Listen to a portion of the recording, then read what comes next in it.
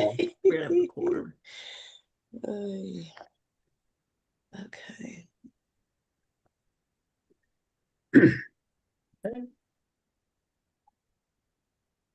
And are we recording as well? Gonna start. Right. All right. All right, with that, good evening, everyone. I will honor those of you who made it here on time and get our meeting underway. First, I want to take time to recognize our guests. The only guest I see at the moment, he was here, Doug Jones with SEIU, who will be presenting on Prop 40 in just a few minutes. So welcome, Doug. Everyone else is a member or alternate. And let's go ahead and pull up the land acknowledgement.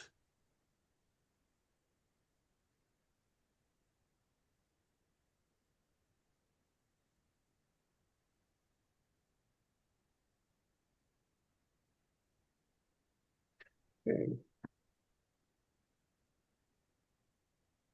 Why not on full screen? We pause to acknowledge that the Solano County Democratic Central Committee Democratic Party sits on the land of the Miwok and Patwin people. We remember their continued connection to this region and give thanks to them for allowing us to live, work, learn, and pray in their traditional homeland. We offer our respect to their elders and the Miwok and Patwin people of the past and present. Okay, again, we do appear to have a quorum.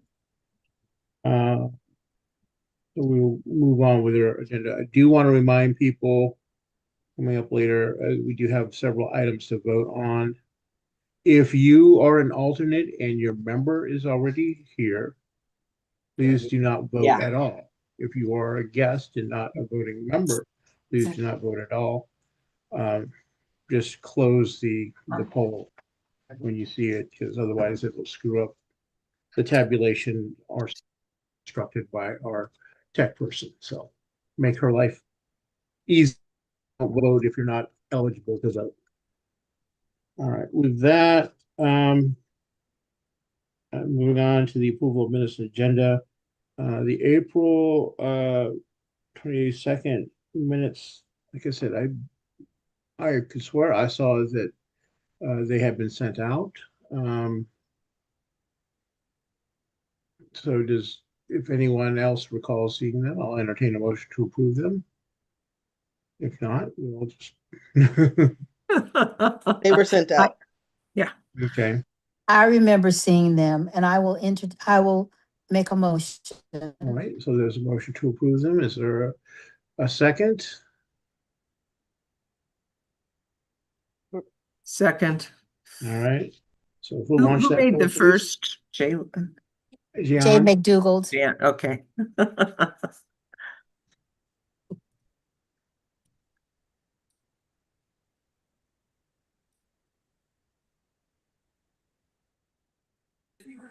With that fissure and Chris Glass, not taking any chances. That fissure looks tied up short.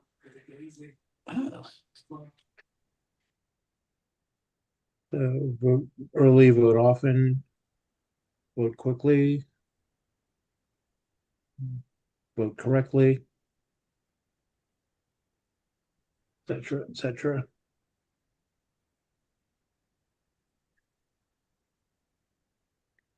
As soon as it looks like we have everyone who's eligible to vote, go ahead and close it.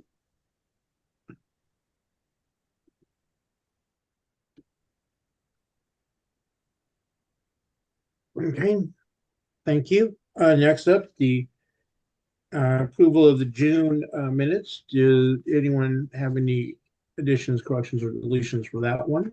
I have an addition. I guess the Greenbelt Alliance sent a letter asking for support. That's for the agenda, not the minutes. Oh, I'm sorry. Okay, no worries.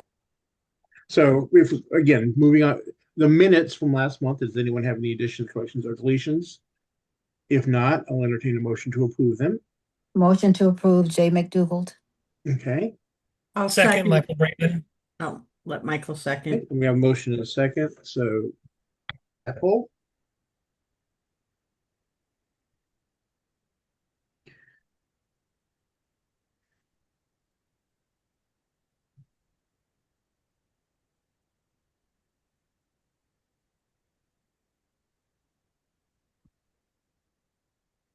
Yes, we're fine.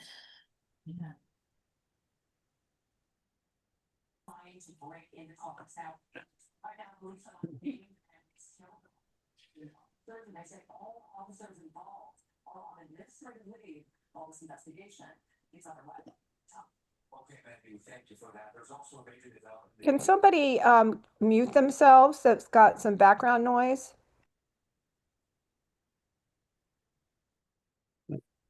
thank you, whomever that was. And now moving on to the July agenda, as Bonnie was pointing out, we received a letter about, well, I guess 3 or 4 hours ago, this afternoon at any rate, from the Greenbelt Alliance asking us to sign on to a letter opposing what they understand to be some last minute legislation from the California Forever folks to bypass the normal process. So I would like to entertain them, if anyone was willing, I'd like to entertain a motion to add that to business. So moved. I'll Okay. second it. Who was the second there? Pato Smith. Okay. Okay, so with that, are there any other changes to the agenda? Hearing none, if you go ahead and vote on the poll. The poll came up in, oh, there we go.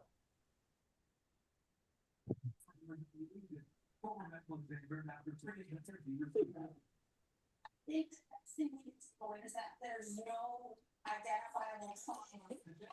Sheriff's Office is still investigating what happened after the building in Horn Island in a boat with friends on July 4th. Somebody needs to mute again.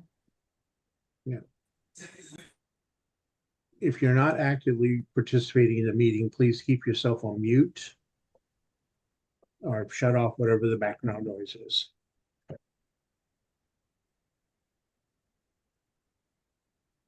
Okay. Thank you all. Next, we have public comment. This is for guests to the meeting. All comments are limited to 2 minutes. Additional time may not be granted. Comment period may not exceed 30 minutes. Just checking our attendance list. Again, the only guest I see will be speaking momentarily. So unless someone's hiding in the background, I'm going to go ahead and close public comment and move to our treasurer's report.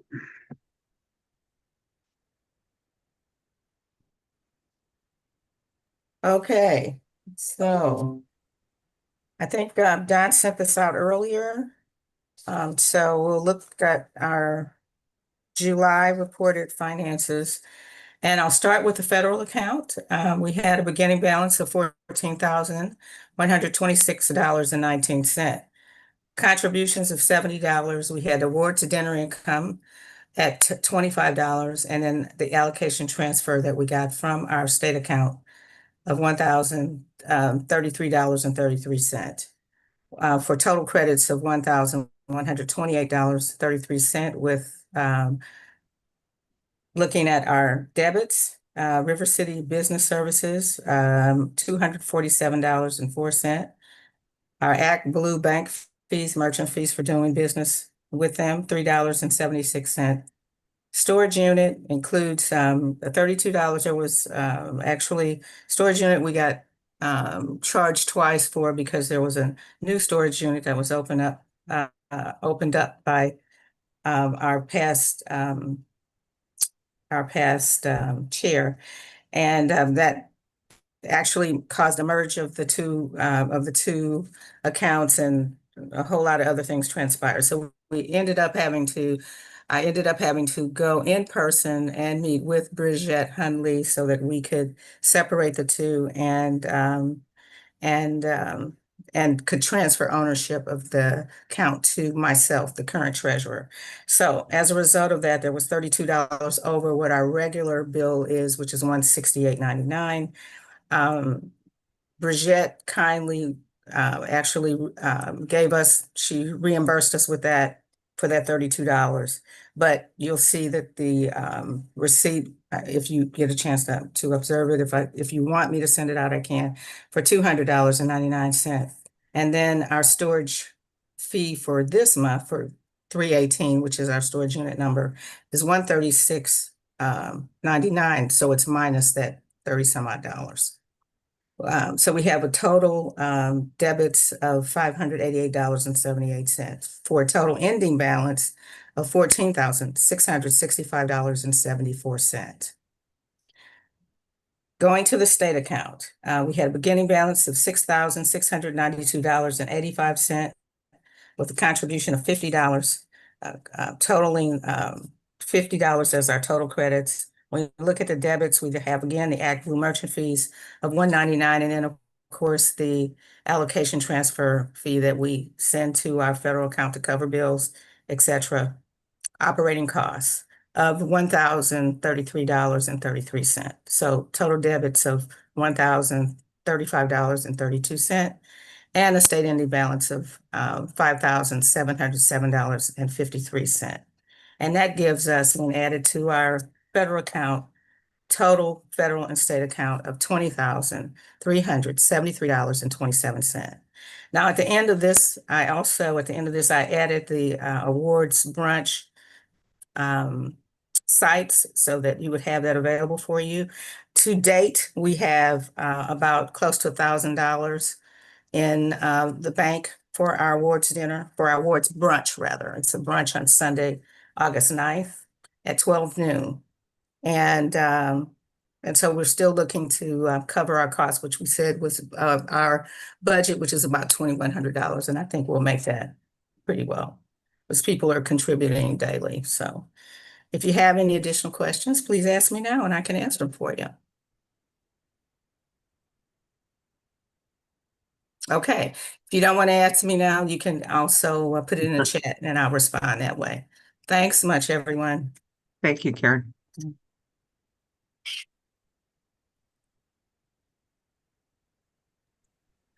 For that report, moving on quickly to our officers' reports.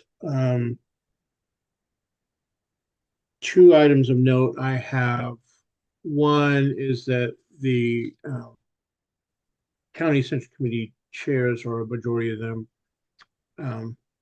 after having been engaged in a number of ad hoc activities over the last couple of months, will likely be organizing to have at least a semi-formal organization moving forward to work within the party on a number of issues. The tentative name is the Alliance for County Democratic Central Committee Chairs. And as things unfold, we will keep you advised. The other thing that I'll be sending out later tonight, following an issue down in Southern California with a club that withdrew its charter and then still claimed to be a Democratic club as it was seeking endorsements. There has been a ruling by the state party reaffirming that only entities chartered by the state or county Democratic Central Committees are entitled to use the name Democrat or Democratic in their title and solicit funds under that name. It should not affect any of our chartered clubs,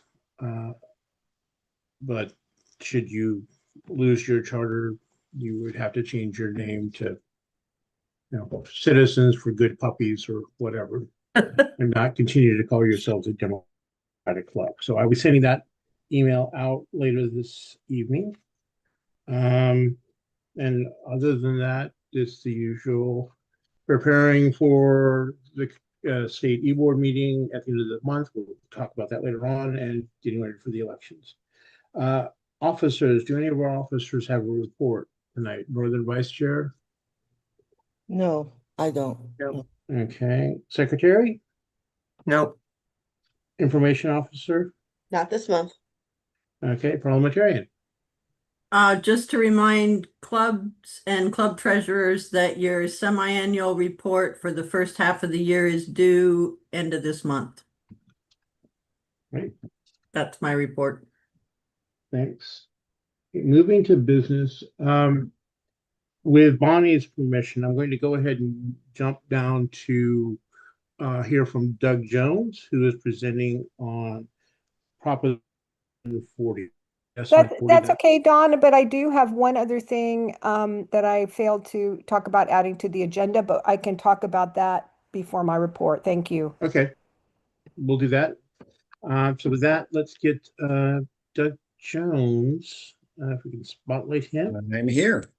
And Karen, I see your hands up. Yeah, one thing is I just want to make sure that Nation Builder, I know that our information officer wanted to get approval of that. I don't know if we need to do that this evening or Amber, you can let us know if we need to make an approval. It's on the agenda. Oh, is it? I'm sorry. Okay, Yeah, very good. sorry about that. All right. Doug, let me give you a timer. Okay. As soon as I can And pull up remind this- me about the amount of time that I can take for the initial presentation. Obviously, I want to be able to answer questions that Central Committee members have as well. Well, as soon as I can pull up the timer, because it does not want to show for me, of course. There it is.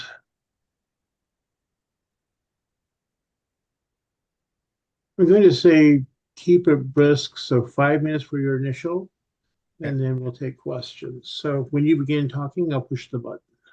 I'd be happy to hold it to that.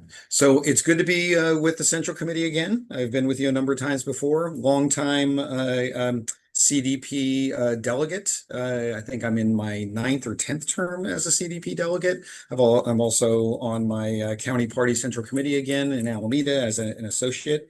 I respect the work that you do, and I've been happy as a political organizer for SEIU UHW since 2008 to work with the county party on a number of important initiatives, state legislative campaigns for bills and other priorities, up to and including the successful organizing we had last year to help the workers at Sutter Health win a fair contract. So HR 1 did the big bad horrible bill did the super duper majority of its damage to the state budget of California in its cuts to the Medicaid program. So that's Medi-Cal in California. Our estimation is that over the next 5 budget years, that HR 1 takes $100 billion out of the state budget in the cuts to Medi-Cal. Now, that's not something that's sustainable. It doesn't just hurt individual, Californians who lose their health insurance. It hurts the healthcare system because the hospitals and the clinics depend on getting reimbursed for the care they provide. And when hospitals and clinics take care of a patient who is uninsured, by definition, that patient does not have the money necessary to substantially reimburse their care. So the hospital or the clinic takes a loss, and the hospital or the clinic has to react to that, not because people don't need health care, not because of a lack of business, but because they don't have the money that is necessary to maintain and keep services open, and frankly, keep hospitals and clinics open.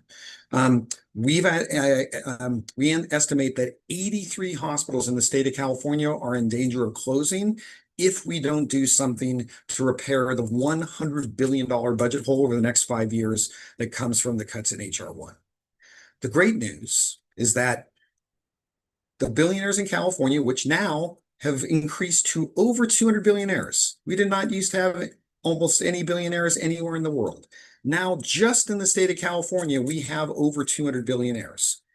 By taxing a one-time 5% wealth tax on those the state's 200 plus billionaires, we get the $100 billion approximately revenue we need in order to prevent significant losses of health insurance and closures of services, reductions in services, and other things. It's important to know where we're at in the in the process. I'm sorry that I just put something in the chat that I hopefully will be a link that you can click on. But this is an independent organization that is a patient advocate organization that took a look at the state budget and its effects on the Medi-Cal system. And what you see here from the headline, and hopefully it's clickable into a link for you, is that the state just passed a budget that will phase millions of Californians off of Medi-Cal.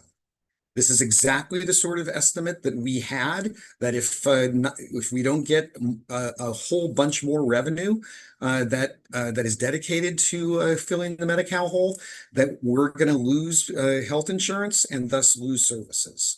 And that's going to affect people that have private healthcare insurance as well, because obviously if your hospital or your clinic closes or reduces services, it doesn't make any difference whether you have private insurance. You're also going without healthcare.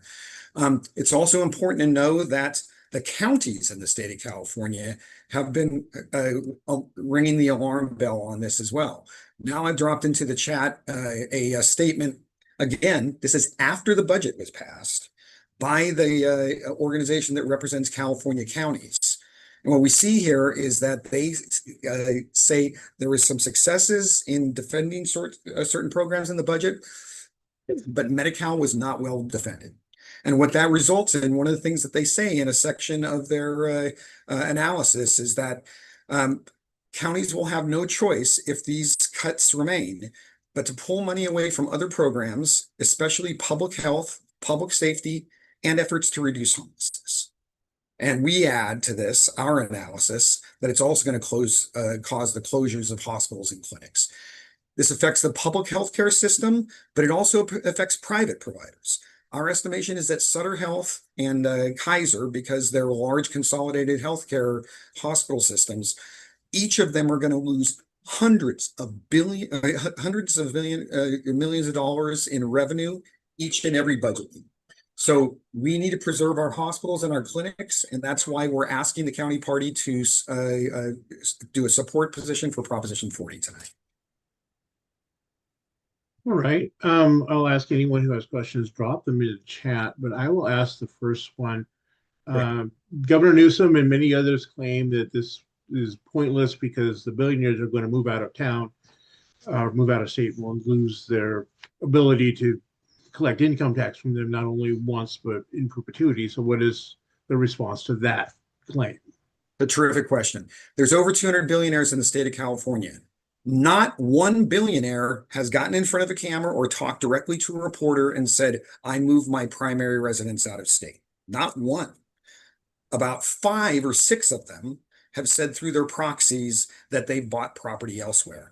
Buying property elsewhere does not equal having moved your primary residence. The state of California does a pretty good job of figuring out if you've moved your primary residence. And a key part of this is that the way the law is drawn up, if you did not move your primary residence, not buying property in Florida, but moving your primary residence by January 1st, 2026, that just passed, you can't escape the tax. So the great news is that it's set up so that we will gain the revenue we get. Even if those few billionaires who have famously named themselves through their proxies as having moved, there's still nearly 200 billionaires who have not said that they're going to move. And we have billionaires like Jensen Huang, the CEO of NVIDIA, like Tom Steyer famously, who have literally said, I will stay in California. In the case of Tom Steyer, he literally said, I will vote for the billionaires tax because we need to tax wealthy people to prevent a massive collapse in our healthcare services. I'll also add that in the history of the United States, there are very few examples of wealth taxes, but the few cases we have Washington State and Massachusetts. They moved wealth taxes that are differently structured from ours, but they're wealth taxes. There was a hue and cry in those states. All the rich people were going to move, and they didn't. There was also a hue and cry when we passed the second income tax through a state initiative after Prop 30. I can't remember the number that was, but the second, if you'll recall, the second income tax initiative that we passed through the voters a few years ago, that was more progressive. And there was also a claim that rich people were going to move then. Not a substantial. There are more billionaires now than there ever were.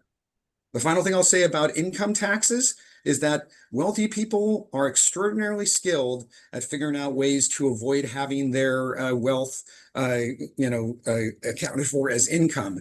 As an example, Jeff Bezos, not a Californian, but still, this gives you an example. Jeff Bezos reports so little income in his federal income taxes that he qualifies for the earned income tax credit, and he claims it. So, potentially there could be very small damage done to, future state revenues. We estimate that $100 billion will come in over the next 5 years from this wealth tax. The Legislative Analyst's Office estimates that there could be a much, much smaller amount of annual income tax lost as a result of billionaires moving, like a tiny fraction of this. So there's no way that even over many, many budget cycles that we could lose more money than we're going to gain from this income tax or from this wealth tax. Okay. Next question. Can you tell us the difference between Prop 40 and Props 41 and 42? Got it. So we overcame, in order to qualify this initiative, we overcame extraordinary interference by the billionaires.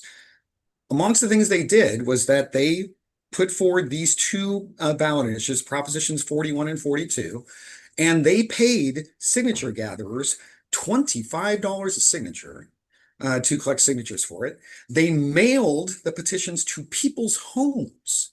I think you have a sense as, people that have been active on campaigns that these are just unprecedented things that the billionaires did. Proposition 41 in particular, they're both things, they're both initiatives that serve the wealthy class at the expense of the rest of us.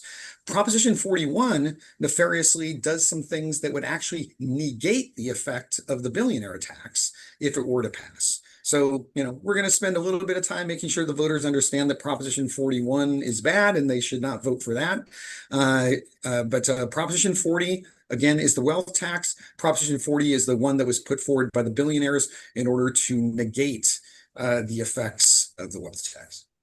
Okay. Will the money go specifically to be earmarked for Medicaid and not go to the general fund? I am really happy to let you know that we absolutely do not trust the state legislature with this dumping into the general fund. So 90% of the revenue from the billionaire tax goes towards filling the Medi-Cal hole. The other 10% of the revenue from the billionaire tax goes towards a combination of funding the smaller hole in the state budget that was done by HR 1's cuts to SNAP, the CalFresh program, and some money for K through 14 education. Okay, and that was our time. So anyone who else, if you have a question, drop it in chat. Hopefully Doug will either send it around and answer it, or we can email it to him and he can respond to you. Thank you so much for coming in. The next step in this, after I kill the timer, is pursuant to his request, does the body wish to take a position on Prop 40? The state e-board will be voting on Prop 40 along with other propositions at the e-board meeting at the end of the month. And if you would like us to, your representatives to take a particular position on Prop 40, please, instruct, and we will, at least I intend to vote accordingly. So is there a motion? I'd like to make a motion that we do, vote on it, if that's the correct motion to make, whether we should endorse it, or is that something we shouldn't be doing right now? I think to avoid any blowback from the language, I think instructing the board to vote yes is probably the appropriate way for us to go at this point, because technically we're bound by the party's endorsement once the party endorses. So I think instructing us to vote yes is probably the safest way to go. Okay, I would make a motion to do that. All right. Second. Is there a second? I'll second it. This is Karen Rogers. Okay, motion is second. Is there discussion on this motion? Michelle? Yeah, I'd love to tax them 50%, but the fact is, I've talked to a few people who I respect in Sacramento, and we're dependent on their money. California will go broke without it. So I'm not in favor of it, sadly. I think if there were a federal tax, then it would be fine. But at this point, I am worried it will hurt the state more than help it. Okay, Bonnie.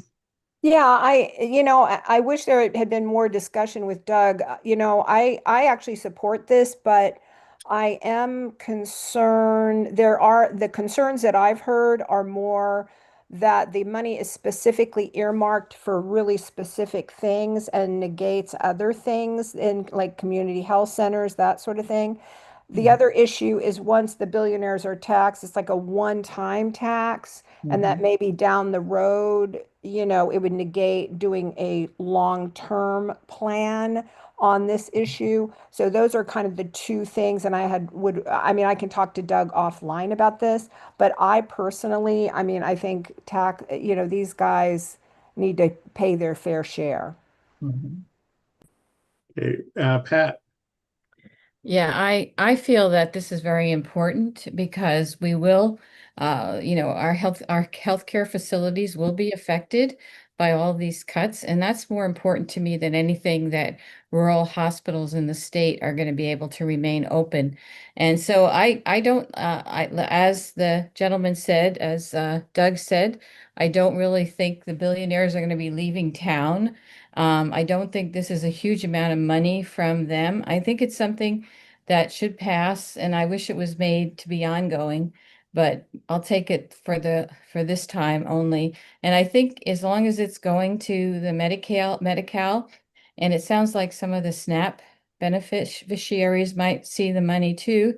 This would fill the gap from the awful bill that was passed. So I think we should encourage it and vote for it. Jack. Thank you. I just want to say 100% agree with Pat. I think that I personally know a lot of people who are really freaked out by the HR1 cuts, and this is really our best opportunity as a state to respond to that. So I appreciate the work SEIU has done, and I will be voting yes on this. Thank you. Okay. Any other comments or questions? Doug, do you want to respond to Bonnie's questions briefly before we move on? And remind me, I want to make sure that I catch them. I can be very brief. Yeah.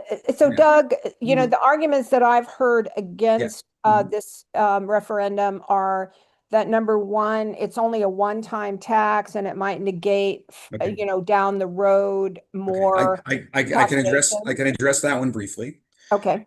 There's an emergency that was created by HR1. That's the first time in the history of the United States that the federal government has chosen to decimate a social welfare program. It's a very unusual thing that they did, right? Usually we add on to social welfare programs. We don't. Yeah. So I'll be honest, if we were supremely confident that California voters would be ready to vote for a permanent wealth tax, then this is probably what we would have moved. The polling on a permanent wealth tax is a little bit softer than that for a one-time 5% wealth tax that gets us through this period of time, gets us to the place where we might be able to get a new president. In fact, I'm determined we'll get a new president and a new Congress that can restore the Medicaid program. The fact is, we can't miss. We must pass this initiative. And so to make the argument to the voters of California that this is a temporary tax to deal with this extraordinary emergency that we're facing right now, it's just a tiny bit more persuasive to voters.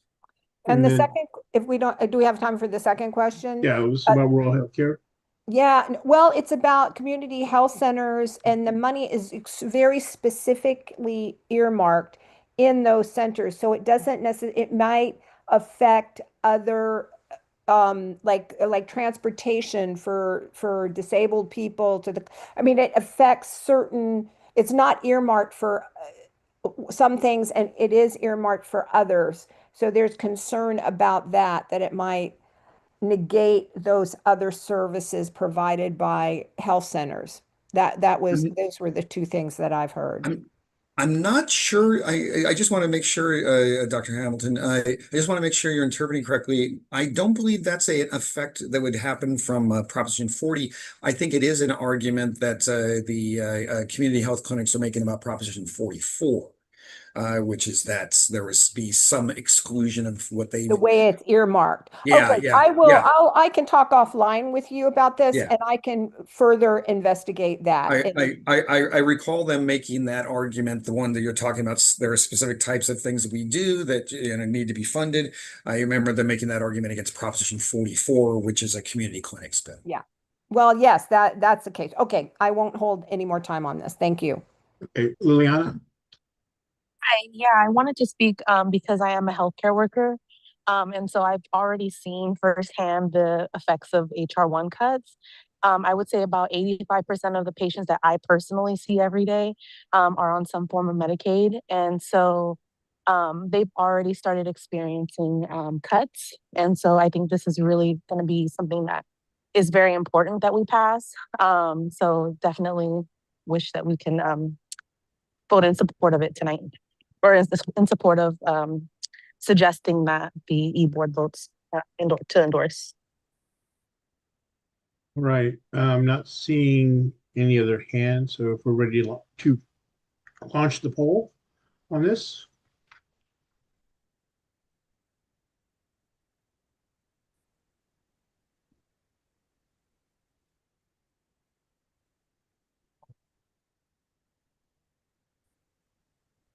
I don't see the poll personally, but maybe if I go back, it's there. No? I don't see it for some reason. It came out, Bonnie. Yeah. I didn't see it. That's okay. I'm a yes vote for endorsement.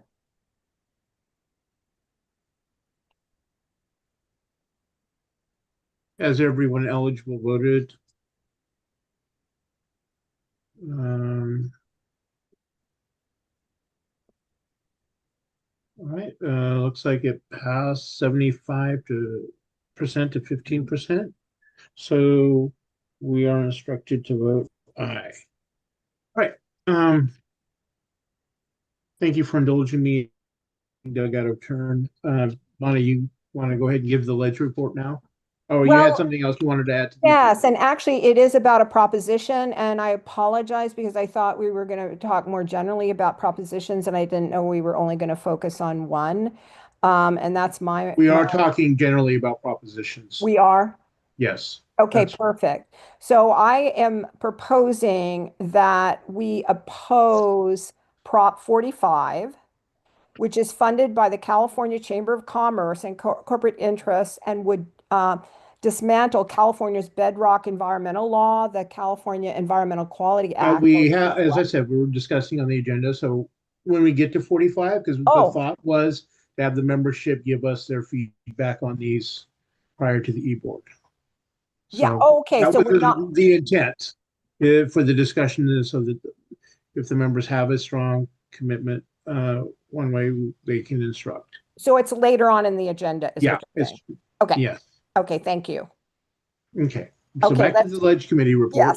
Yes, thank you. Okay, let me go to my share. Here we go. And so we met and we discussed a certain amount of bills. We discussed about 15 bills. We unanimously decided to support 10 and oppose 1. 2, we put on a watch list, but as a quote, watch for opposition. So let me go ahead and share. I did send that in my report in case folks want to refer to that, but this is, hang on just a second. Let me just do this here. So I'm going to quickly go through these bills. AB 2157, Workforce Development Displaced Oil and Gas Worker Pilot Program. This is, it is a comprehensive worker safety net for refinery closures. So it's called the Displaced Oil and Gas Worker Fund. It is on the Senate Appropriations Suspense file, so Again, we'll know later on in by mid-August, the next time we meet, we'll know whether it makes it off as suspense. But we all discussed that and decided to support. I'm just going to run through these unless folks have questions. AB 2180. Bonnie, can you put a link to this in the chat? Sure. Yeah. Sure. And then, This is just the regular, and it came out in the everything I sent, it came out. So y'all all have this, but I can certainly put a link as well. Hang on just a second. I have something else here. I had something else in the chat about Prop 45. So I can't seem to clear my okay. chat. Okay, hang on. Okay. That's okay. That's okay. I just wanted to, yeah, I'll see if I can find a PDF of it. I just wanted to put a link in the minutes for it. Oh, well, no, you should have that, Kathy, but yeah, it's okay. It's okay. Now okay. Go ahead. Okay, thank you, because I am going to get messed up here. I just want to get through this. And the link is in my report, Kathy. I think you have the link for sure. Okay, so local government Proposition 218 Omnibus Implementation Act. What this is it the proportional cost of services, specifically water and sewer services, and it allows for lower water rates for low volume users, basically. And then there's another water one. This is an important one. This is the California Native American Tribes Water Policy Bill, and it amends the government and water codes to address violence and mistreatment against Native tribes and support their agency and water policy. So again, this is I think a really important. Personally, I think this is really important. AB 2313, Gas Corporation's gas distribution service line replacements. When there are gas service lines going to be replaced, there's an incentive program that would allow people who are affected by with the gas, as far as distribution to their house, that they can go to electric at that point, and they're supported in doing that. So switching from gas to electric, there's support around that. AB 2461 is a strengthening of the bonding requirements for oil and gas well operators. People, instead of this is to help prevent orphan or abandoned wells. So that means that people have to get better bonded when they establish new oil and gas, or when they're selling oil and gas wells between operators. Because a lot of times they'll just walk away if they're not producing and so forth.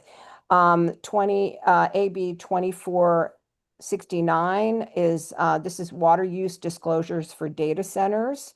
And basically, a data center project applicants have to provide information on water use and assume infrastructure costs as conditions of project approval and so forth.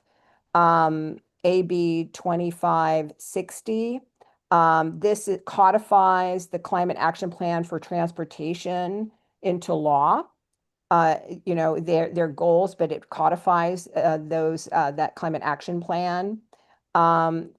This one's SB 601. This is a 2-year bill that's kind of just been hanging out, but is still in play.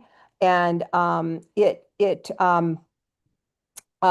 has to do with let's see, provide state protection of waters that have lost federal protection through this administration. So that's what SB 601 is about. SB 913. This and Kathy, you might know better about this one than I think this was one that was on your list. This enables consumer energy resources to meet peak demand. Yeah. Basically what that says is that if you're looking at meeting peak demand, you don't just count power plants. You can count solar installations on people's homes. Yeah, and other sources of power at that point. Right. Like, for instance, if you have, solar that gives into the grid, right? Is that what it's about? Yeah. Yeah, okay. And then this one, SB 1085, this seems like one that would affect us with California Forever. This is water supply planning and housing developments, and mandates that local governments assess and identify water supply availability for large-scale developmental projects as a general requirement under the Water Code. And then there's one oppose bill. And again, Kathy may know a little bit about this, but this is rollback on EV charging requirements for multi-family housing. So basically, there were already requirements for a certain amount of EV charging in multi-family home housing, and now they want to cut those requirements to less EV chargers. So those are all our bills. I know it's a lot, but this is what we got. So, any discussion about anyone in particular? Any questions? I'm not seeing any hands up. So we would request, first of all, our recommendations. It comes from we don't need a second. It came from our committee. And that if approved, if our recommendations are approved, then we would request that Chair Lowry write a letter to the authors and send the appropriate letters, and that also to our elected people to let them know that this is our support or oppose positions on these bills. Okay. Any discussion on that? Any opposition to moving forward for a vote for approval of the report? I would second the motion if we need to second that. Okay, well, we're covered, so let's go ahead and launch the poll to approve the ledge report.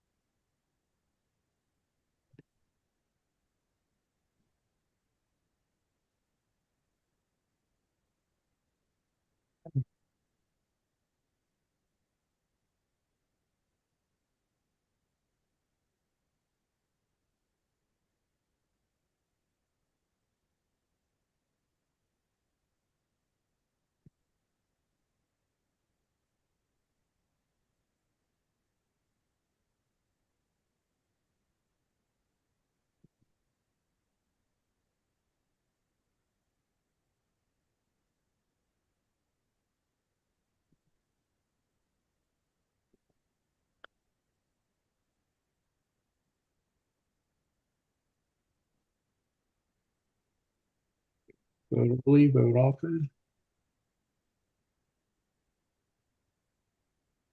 I think everyone who's going to vote has had the chance to vote, and that is approved. So we will get those letters out.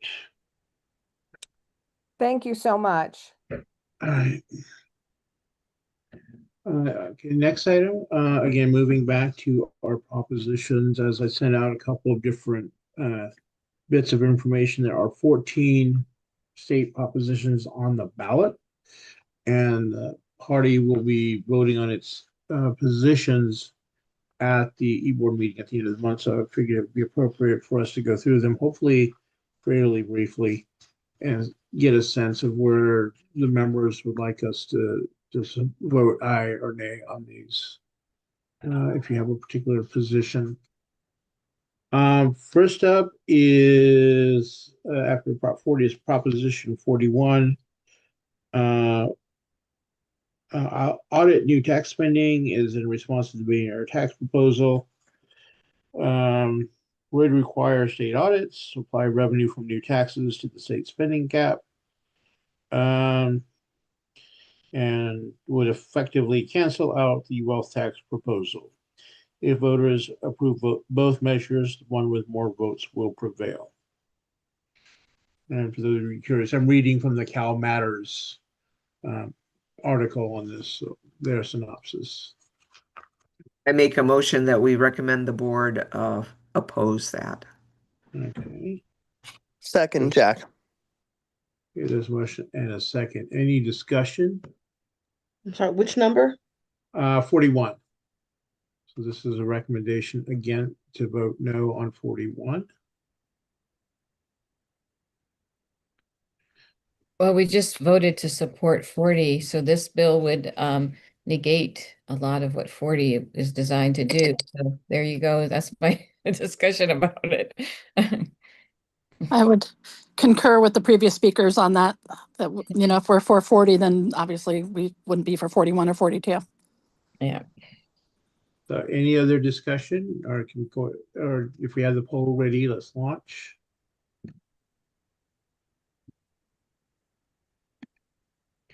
And again, as we reminded people at the top of the meeting, if you're an alternate and your member is present, do not vote. Just close the poll. If you're not a voting member, just close the poll. Do not vote. Keep it clean and easy for us to tally these. Okay.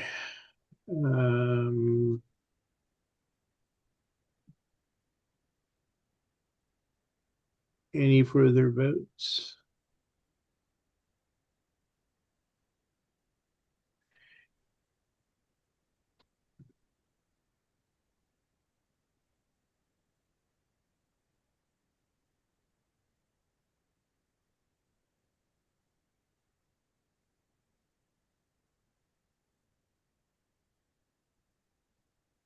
All right, looks like we had pretty strong position on that. So no on 41. All right. Thank you all. Prop 42 prohibits new personal property tax and retroactive taxes. Also aimed at undercutting the wealth tax proposal. It would prevent new taxes on personal property, which would offset the wealth tax. Again, if both pass, the one with more votes prevails.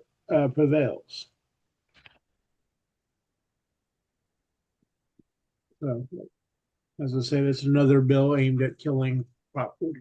Another initiative aimed at killing Prop 40. Bonnie. Yeah, I just want to say as an e-board member, I've gotten a lot of pressure around this, a lot of calls or texts or whatever of people wanting me to support this. I don't know if people have gotten mailers on this, but just want to let people know that there are people out there with that going on. I will add that I have gotten several what I would describe as misleading mailers on 42. Make it sound like they're going to steal my pension. Yeah. Karen, your hand's up.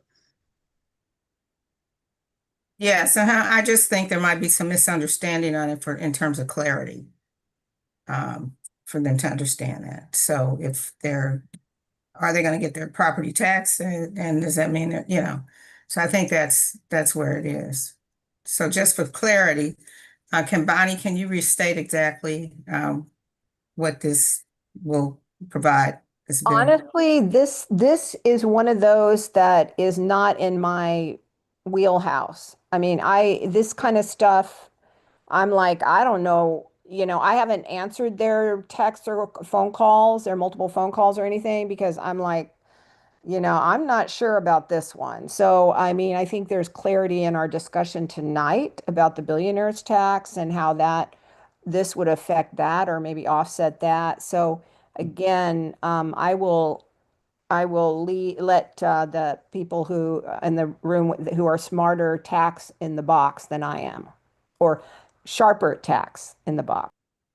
Kathy. I was going to say, I feel the same way about this is Prop 41. We just voted to endorse Prop 40. So I think that I make a motion that we recommend that the e-board vote to oppose this. I would second that motion. I agree. Yeah. The other information I have is it bans taxes on financial assets and other personal property, including the Prop 40 billionaire tax. So it's pretty clearly aimed at killing Prop 40. Mhm.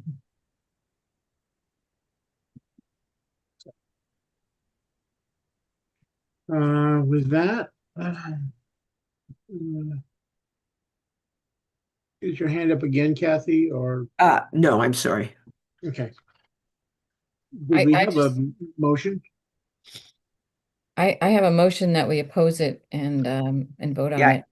I actually Okay. think we already have a motion in a second. Okay, Mhm. we have a motion and a second, and let's launch the poll.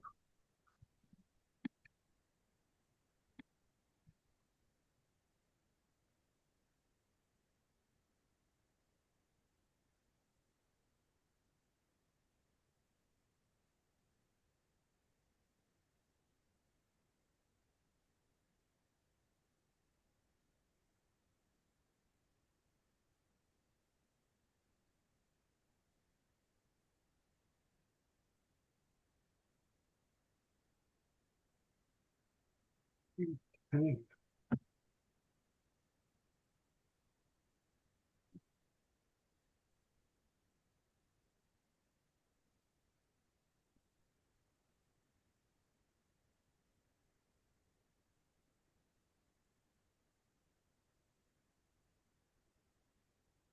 Again, we're pretty significant margins to oppose 42. Okay, going down the list in the Cal Matters article, the next one was Prop 3. So they're jumping around a little out of order. This seeks to make permanent a temporary income tax up to 12% on high earners that voters approved in 2012. Tax applies to household income over 721,000 for couples and over 360,000 for individuals. It generates between 5 and 15 billion each year for K-12 schools and community colleges. It is set to expire in 2031. So again, this is making permanent a temporary tax which currently exists. Jack. I'd like to make a motion that we adopt a endorsement position of yes on instruct the board to vote yes on Proposition 3. I'll second. Okay. Motion by Jack, second by Kathy. Bonnie? Again, I just have a question about, would this negate doing higher taxation on those particular people at a later date? I guess that would be my question. I cannot speak to the details of the language in the initiative going by the information as it currently reads based on the highlights. It's extending the current tax. So I would not expect it to prevent that should we ever have a majority in favor of that. It's just continuing the tax that is currently on the books.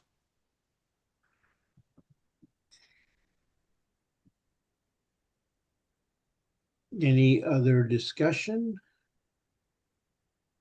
If not, we can go ahead and launch that poll.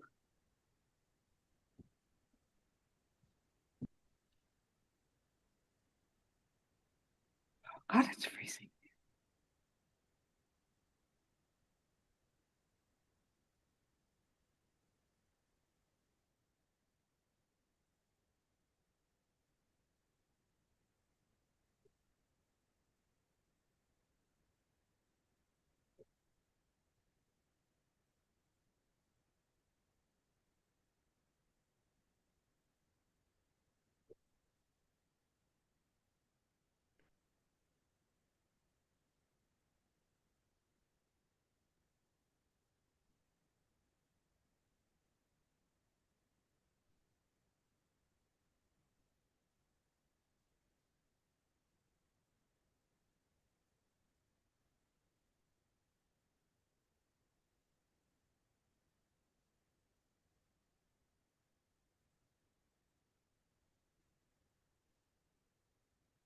Okay, again, we're at majority is voting aye. So that's a yes on Prop 3. Prop 43 is one of those last minute deals with the devil done by the legislature, not that I'm editorializing. This would raise the threshold for citizen-driven special tax initiatives to pass at the local level from a simple majority to a 2/3, making it harder to impose or increase taxes.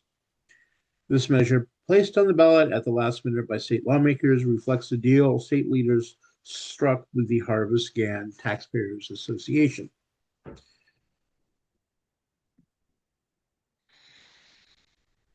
I move to oppose, that we recommend they oppose. I second it, and do want to add to the discussion. Okay, go ahead. Yeah, I just think I'm thinking of our town when we had to raise money for fixing our roads and different kinds of things that come up. So I think a 2/3 majority would be a pretty hard level to meet.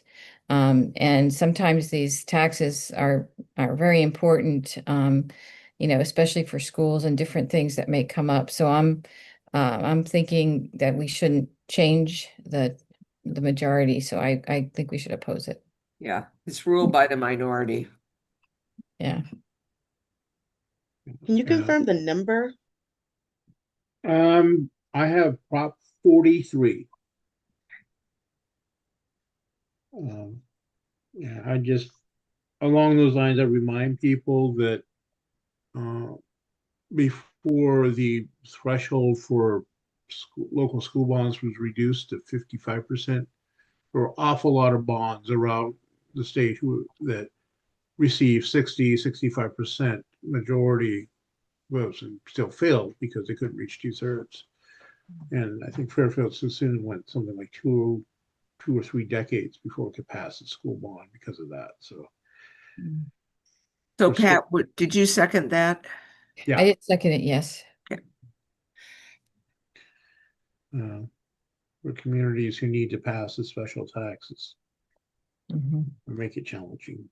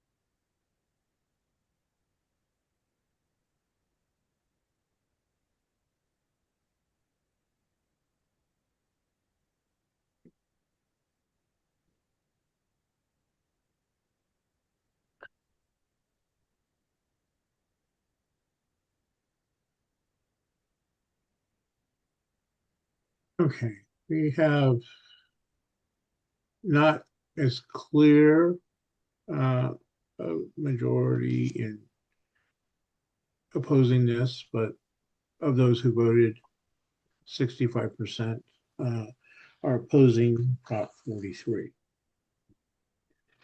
Okay.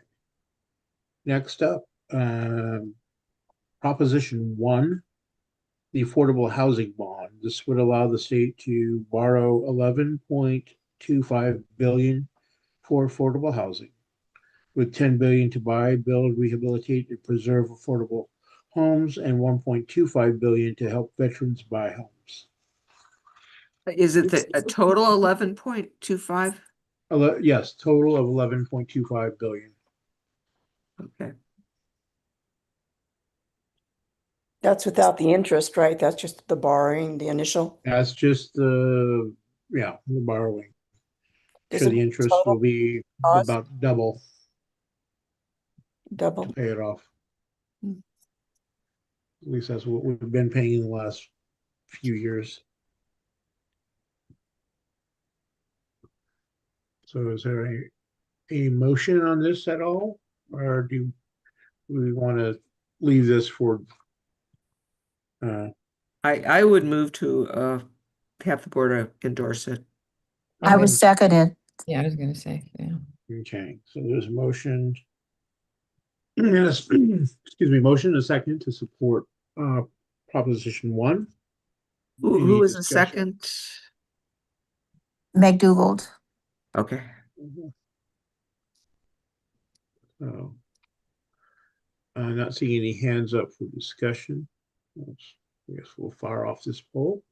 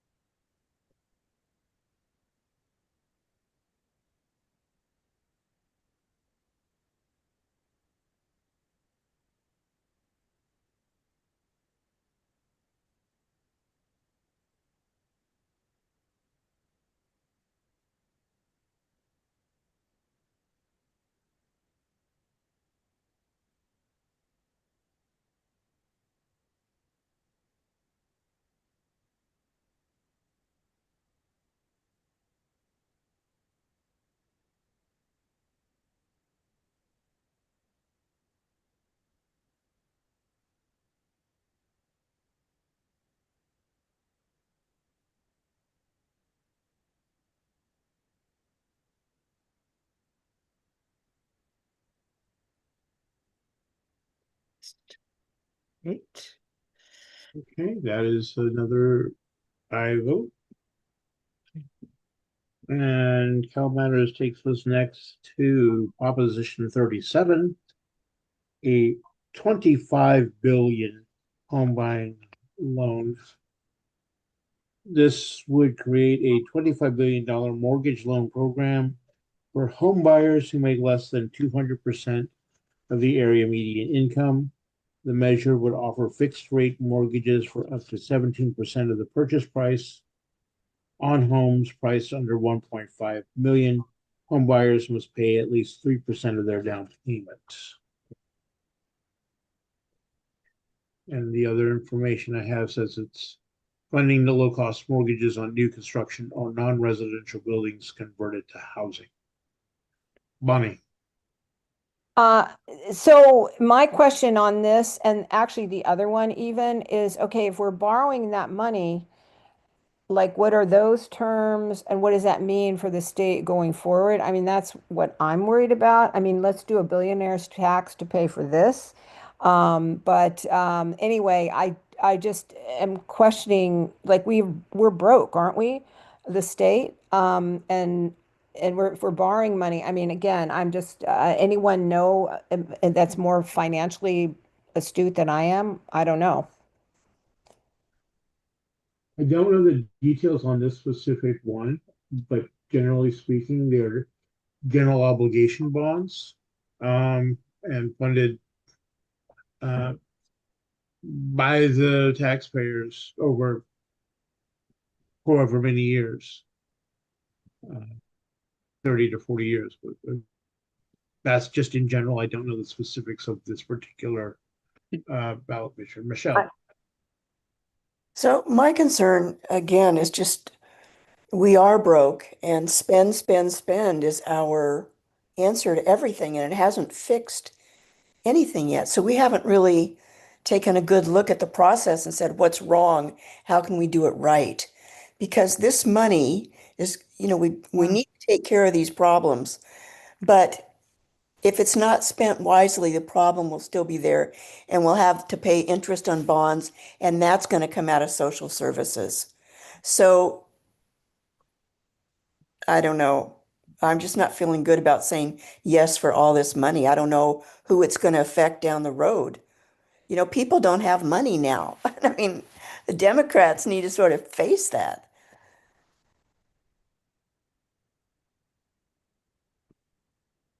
I think those are valid concerns to raise. Kathy, I see your hands up. Did you say that this would fund low interest loans or no interest loans? The information I'm reading, it says low interest loan, LOW. And then do you know if that would, those payments then go back into like a revolving fund or? Okay, I'm looking at what just pulled up the information I could find on the web of the Secretary of State's site. This particular proposition authorizes up to 25 billion in bonds to offer buyers fixed rate mortgages for up to 17% of the purchase price of a qualified new home. Borrowers must be California residents for 1 year, plan to occupy the home, earn less than 2% of their immediate income, and pay at least 3% down. Answering your question, this proposition requires that the bonds be repaid by homeowners' mortgage payments, not the state. So in this case, homeowners who, Kathy, if your hand's still up, you've got the floor. Okay, Otherwise, no, Michelle. I just. So Don, I've got a question. Yeah. So that answers, I think that's actually really good. If we're using public money and then it pays itself off, I think then that's the epitome of a really good financially structured program. So good question, Kathy. Okay. Okay, Bonnie. Yeah, I actually think it's a great idea. I'm not quite sure about the maximum price for a home. I mean, I can't afford a $1.5 million home either way, but I do. So I'm going to go ahead and move to support this proposition. Okay. We have a motion in support. I'll second it, Jack. Okay, motion and a second to support Proposition 37. Unless there's other discussion, let's launch that. I have a comment really quick. So Yes. there's this huge thing going on about a national infrastructure bank, and it's the same idea. It's like FDR. So this is sort of a model, I think, of how we should be doing things, which is using public money for the public. And if we're talking about spending money, then this is one thing we should be looking at. How's it going to be paid for? Yeah. I like the idea of revolving loans. Yeah, it's a really good idea. Okay, I'm showing that the poll ended, so without anyone You know, it voting. came up super fast. Yeah, we didn't. Yeah, we didn't Yeah, get It thank came up too you. fast. Yeah, there we go. It's up. Yeah, thanks.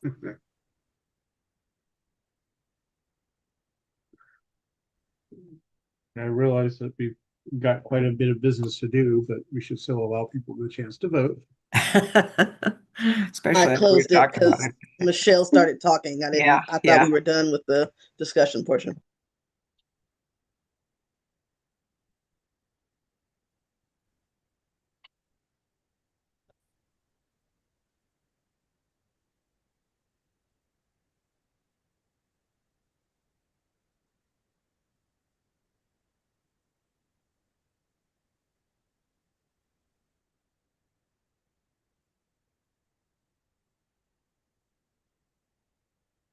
And I will say, if we don't have strong feelings over these measures, it's okay to say, move on.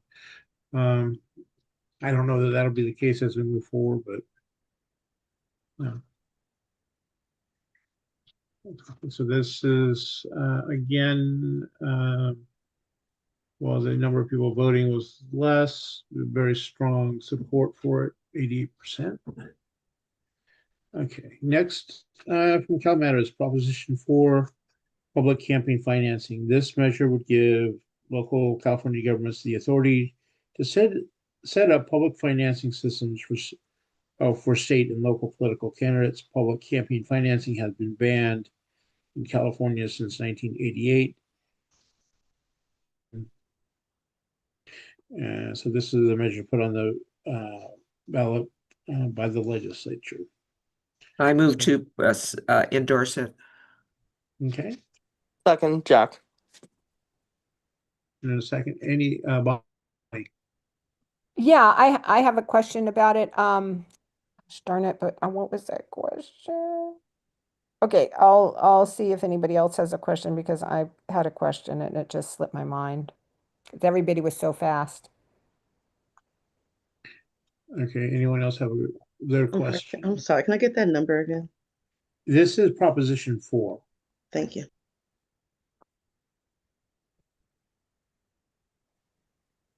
Don, can I ask you to just read it quickly again, what it does? This measure would give California governments the authority to set up public financing systems for state and local political candidates. Okay, but it's not specific about how that's going to be set up. Is that what it? Okay, that was my question. Yeah. How was it going to be set up? Thank you.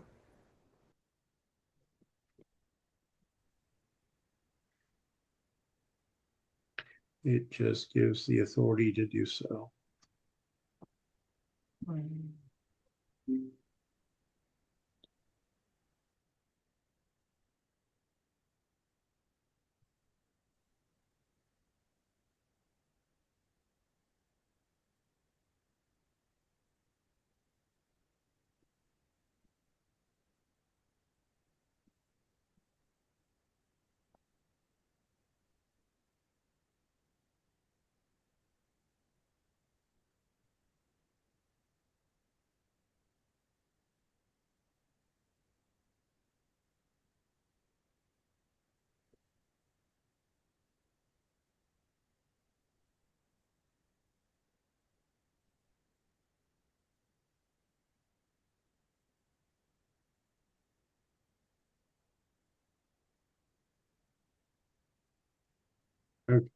Okay, was it going?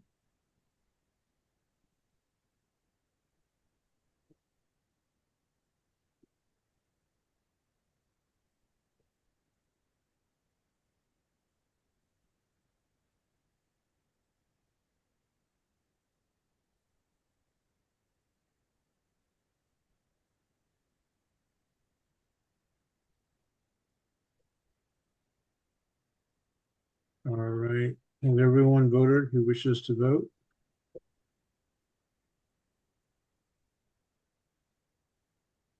Okay, so there is a yes. Next is Proposition 5.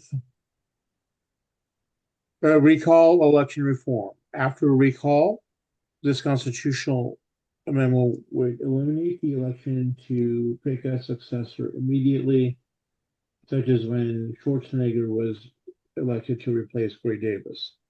It would instead leave the post vacant until it's filled in a separate election. It would also allow the recalled official to run again. And this is for state state offices, and if the governor is recalled, the lieutenant governor will move up to be governor until the next election, according to the information Alfred True provided.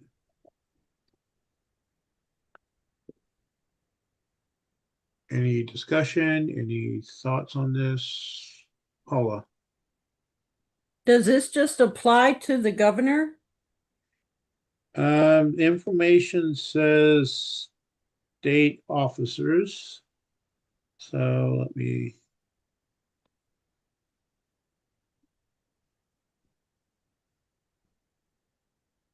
It would eliminate the successor election for recall state officer.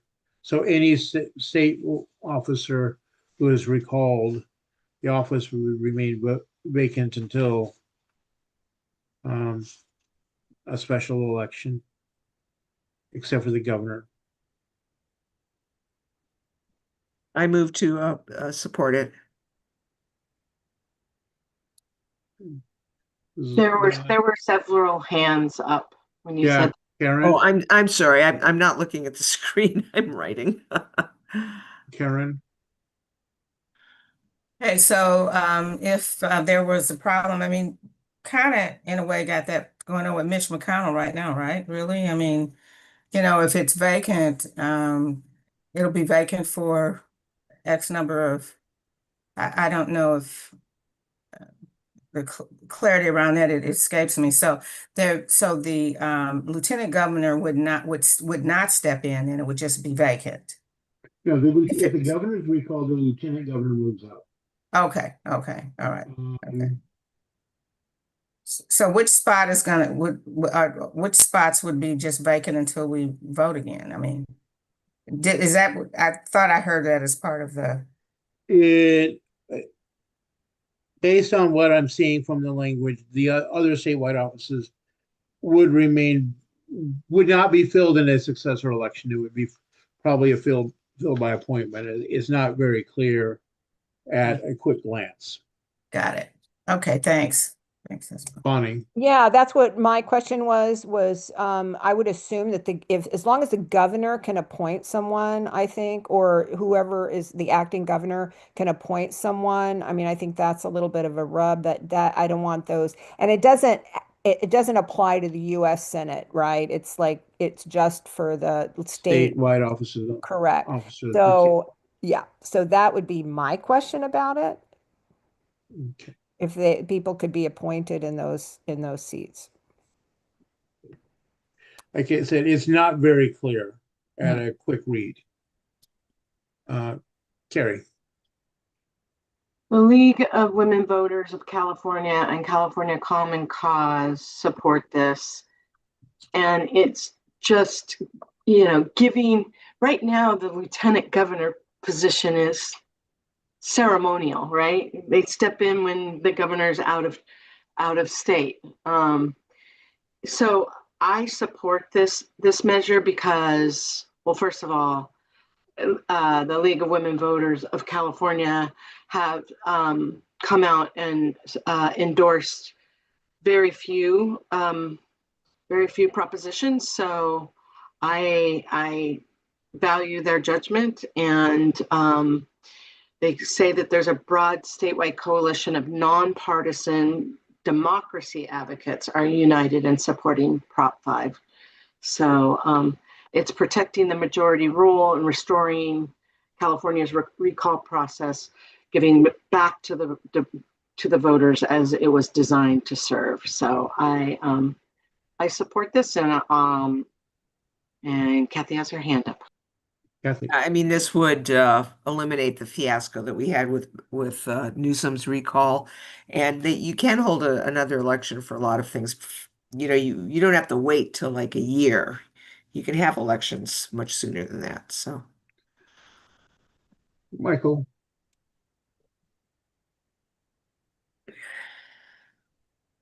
Michael, you're muted. Yeah. Sorry. And then I just lost my thing. Looking on Ballotpedia, it says allow recalled officer to leaves the office vacant until it is filled according to state law. So if it's in state law that the governor can reappoint in placement, that would be true. No. I mean, I think in political terms, I think the thing is to take the attraction of spending a few $1 million on a recall campaign just for hoping lightning strikes. Yeah. They know that they're going to get stuck with the lieutenant governor or someone appointed by the governor. They'll less likely wasted their money. Pat. Yeah, I just want to agree. I agree with what Carrie said, and because I also believe the League of Women Voters don't take too many stands on things. So I think this is important, and it may deter. We have many recalls in our state. I'm almost involved in every other year. So I think in some ways, if we have a separate election, it won't.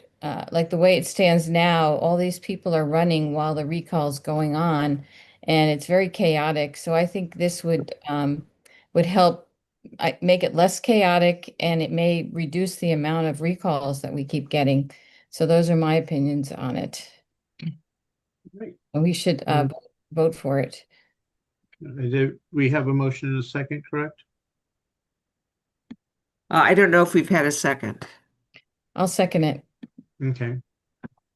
Let's go ahead and launch this poll.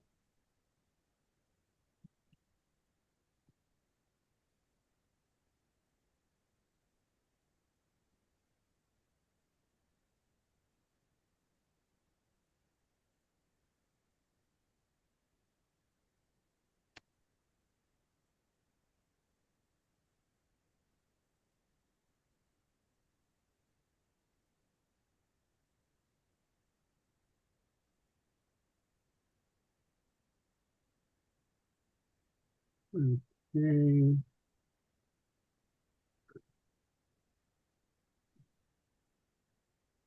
Vote early, vote often, vote now.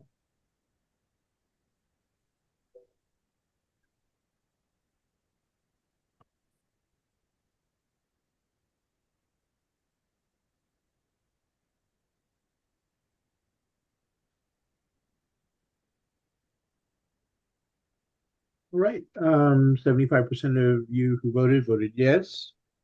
So thank you for that. Next is Proposition 44, clinic funding, which is what Bonnie raised earlier. Are in discussion, or was raised in the discussion with Doug. This measure would require federally qualified health centers to spend 90% of revenue on direct patient care and services that aid in providing care to low-income and underserved people. Clinics that don't comply would be fined. Money would go into a state-operated account for worker training and staffing. Does anyone have any? Bonnie? Yeah, this is in my wheelhouse. So the issue with this referendum is it earmarks money to really it put, you know, the community health centers are already choking because they're funded by Medicaid or Medi-Cal and Medicare, which we know has been an issue. And this money would be specifically earmarked, and it would take away from things like I said, like necessary things to like maybe get a disabled patient to the clinic, or people who manage the clinic. So it really it's too restrictive as far as the use of the money. And so I would encourage not or opposing this particular referendum for that purpose. It sounds good, but we're talking about community health centers that are already under major affronts at this point. And, they're just scrimping and saving for every penny that they can get to do what they're already doing well. Okay, Paula? I agree with Bonnie. It strikes me that this is micromanaging. They don't need this. Yeah. Kathy? Don, what was the proposition number and what percentage of the money? 44 and 90%. 90%. 90. Yeah. I make a motion that we oppose it. Okay. And I second for sure. All right. Any discussion? If not, we launch the poll on Proposition 44. Kathy's hand up. Not gonna take much for a while. No, it'll be dark.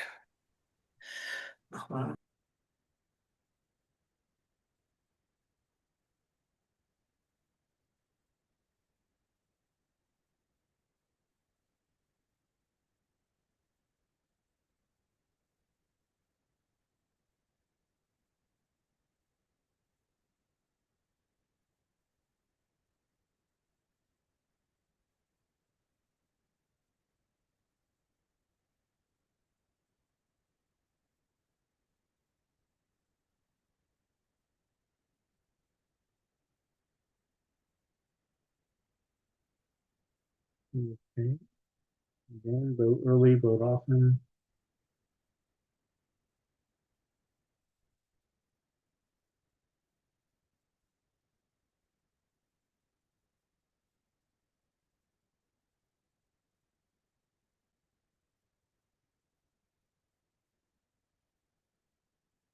Get your votes in now. Offer will hold your peace.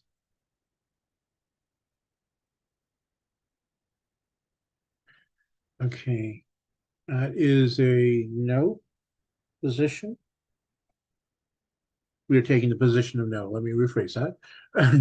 144. Proposition 38, immunology research bond should allow the state to borrow 8.4 billion to research immune system based technologies for treating conditions including cancer, heart disease, and Alzheimer's. The money would be divided between a UC affiliated nonprofit and a grant for public or nonprofit institutions. Any resulting technology and drugs from the research would be sold at 20% below the national average.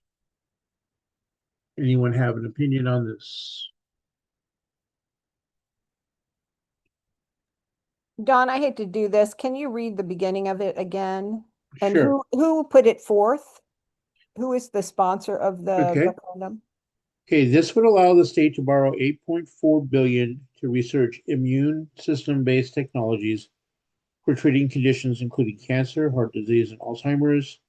Money would be divided between a UC-affiliated nonprofit and a grant for public or nonprofit institutions. The supporters are Gary Michelson, philanthropist and funder of the California Institute for Immunology and Immunotherapy, Meyer Luskin, philanthropist and Institute board member of the ALS Association, the Alzheimer's Association, and Blood Cancer United. So sounds like a couple of wealthy philanthropists pushing this. And your hands up, Bonnie? Yeah, I just my initial feel about this is I would not support this. Or we could just even take no position. I mean, because it's extreme, it's a lot of money. And who, I mean, is it coming from the state is going to borrow this money? And also it's about specific to UCs. I mean, I'm concerned about that as well. So that is, and it's, I mean, I certainly support research and, you know, these particular diseases, and solving those problems, but I'm not sure the state can afford to do every disease system that there might be out there to borrow billions of dollars to do this. Yeah, this is a general obligation bond. So it would cost about 500 million annually for 25 years to repay the bonds. The state could recoup all or part of this cost if the funded research leads to discoveries that generate revenue, although this is uncertain. I mean, don't the philanthropists have that kind of money to do this? So that's what I would say. They can pay. Don, what is the number again? This is Proposition 38. And I mean, you would think that somebody could do this rather than pay for their private excursion to Mars, but I propose we don't take a stand on it. no position. Or I might. If we move don't to- make a motion, then it just dies, right? Well, I mean, we Well, would we're going to be vote free to on it. vote our conscience on it, which I think the feedback, I'll be candid, I'm kind of with Bonnie at this point. I attempted, not sure that I can support it. I mean, I would move that we actually oppose it because again, with our state, I mean, we're talking about giving money for, you know, low income housing and other things that the state needs to focus on at this point. Other than, I mean, those diseases are important to treat, but again, it's like the disease of the du jour. I don't think the state needs to be putting a lot of money towards those things, but that's my Okay. opinion. So there's a motion to oppose. Karen, Also, I think that's something like the NIH or another group could do or probably already have in the works. So it's my dos Levantos. Is there a second for the opposed position? Second, Slater. Okay, so the motion is to oppose Prop 38. I think we just don't see any hands up, so let's launch that poll as soon as it's ready. Oh, Michelle, sorry. Your hands up. Are you talking to me, Don? Yeah, your hands up. So again, it's kind of a question of money, but it's not just that, because the federal government has abdicated responsibility. And if it can pay for itself, then that would be very good for humanity. So I think we should do what Pat said, which is just not take a position. I don't want to vote no on it. I don't know enough about it, frankly, to vote And no. that's fine for me. I mean, I can vote at the e-board how I see fit. So if y'all want to not take any kind of stance on it, I'm fine. I can, you know, I can just Well, vote my conscience. we do have a motion and a second for an oppose. I would say that given that motions are properly on the floor, if you wanted a no position, you could vote against the motion, and then we could Or proceed. abstain, yeah. Yeah, Carrie? I've been trying to find any information on groups or individuals that oppose this measure, and I can't find it. And the only thing listed in this article is a Robert Kaplan, former associate director of the NIH. So well, the it feels like it's very niche. So I think this is a measure designed to protect California from the absence of medical and science leadership at the federal level. So I'll vote my conscience, but I'm just saying that if it was really bad, we would know about it, and it is, it pays for itself. So it does pay for itself. Potentially, if I mean, it's a money-making thing, right? That's the whole point. For UC, the UC system. So that's my rub, is it specific to the UC system? So No, as it is structured, it's a general obligation bond. So the state taxpayers pay for the bond. However, in theory, if there are discoveries that are revenue generating, that would potentially offset the costs. Slater. Yeah, I was just that's sort of the sticking point for me is the revenue generating element is that it's not clear in the language if there would actually be 100% public ownership of any patents that were discovered. So it's one of those issues where we have a proposition that has fuzzy language around it, and there needs to be more clarity, I think, and specificity about where that ownership would lie with any discoveries, patents, or anything like that. Otherwise, we don't recoup the investment of the $500 million a year. Michelle? So a lot of the campuses have research, and this is very common for campuses to sell their inventions. And I imagine that the people who invent it probably also get some money.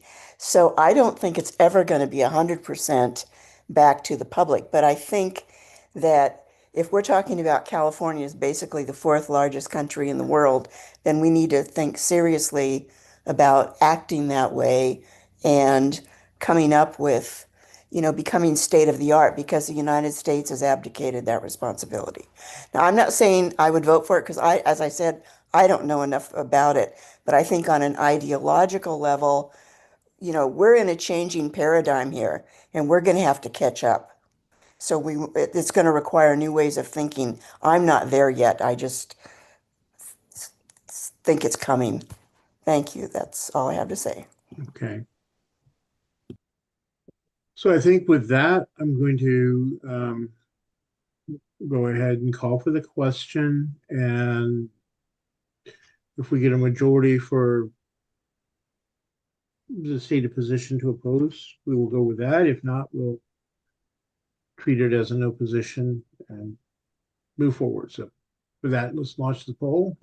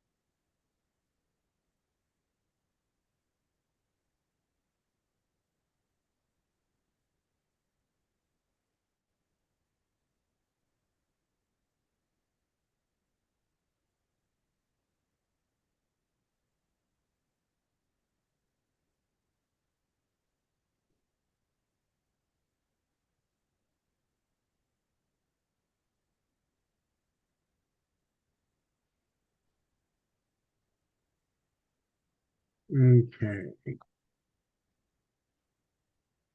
Looks like we're all over the place, so no position on this one. Okay. Quickly, three more. Proposition 2 is a rainy day fund, would allow the state to deposit up to 20% of its general fund tax revenue into the rainy fund instead of the current 10%. Could also spend some money to pay down its $20 billion federal unemployment insurance debt.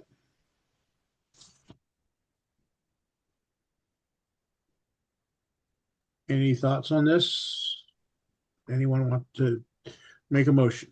I hate to do this again. Can you read it one more time? I'm sorry, that did not go in the book. Proposition 2, rainy day fund. This constitutional amendment would allow the state to deposit up to 20% of its general fund tax revenue into its rainy day fund each year instead of the current 10%. The state could also spend some tax revenue to pay down its $20 billion federal unemployment insurance debt.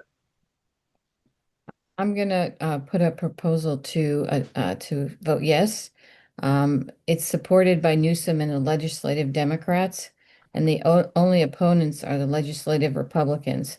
So it seems like they need this rainy day fund to pay off obviously the current debts. So I think we should support them. Yes. Bonnie? With all due respect to the Democrats in the legislature and to the governor, it's 100% increase in what they're doing now.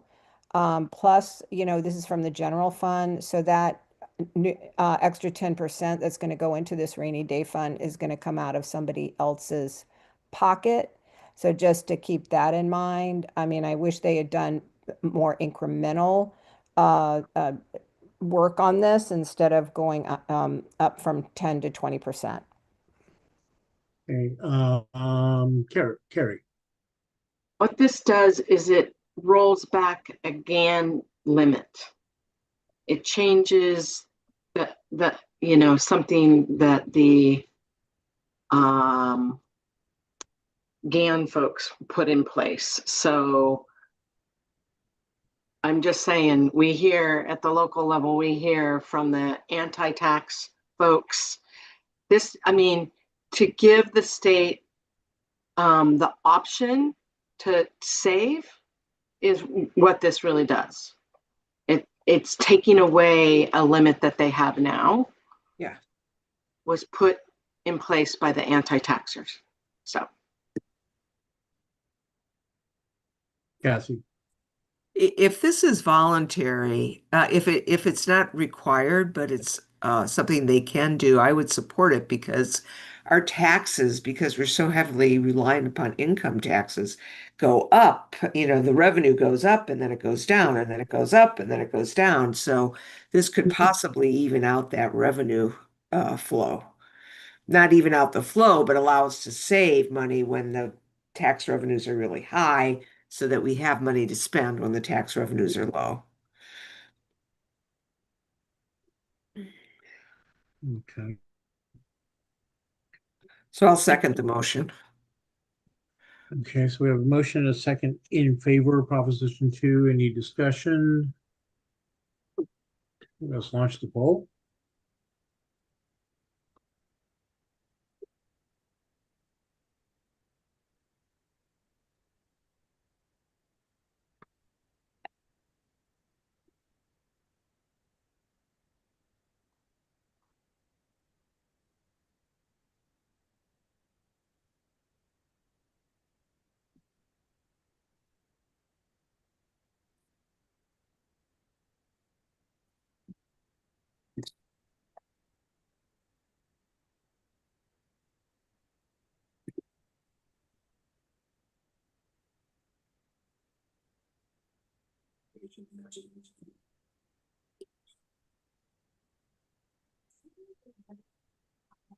And that because this we always saw next week.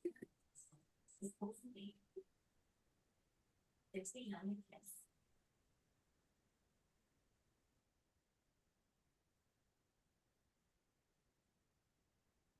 Everyone who voted who wishes to vote.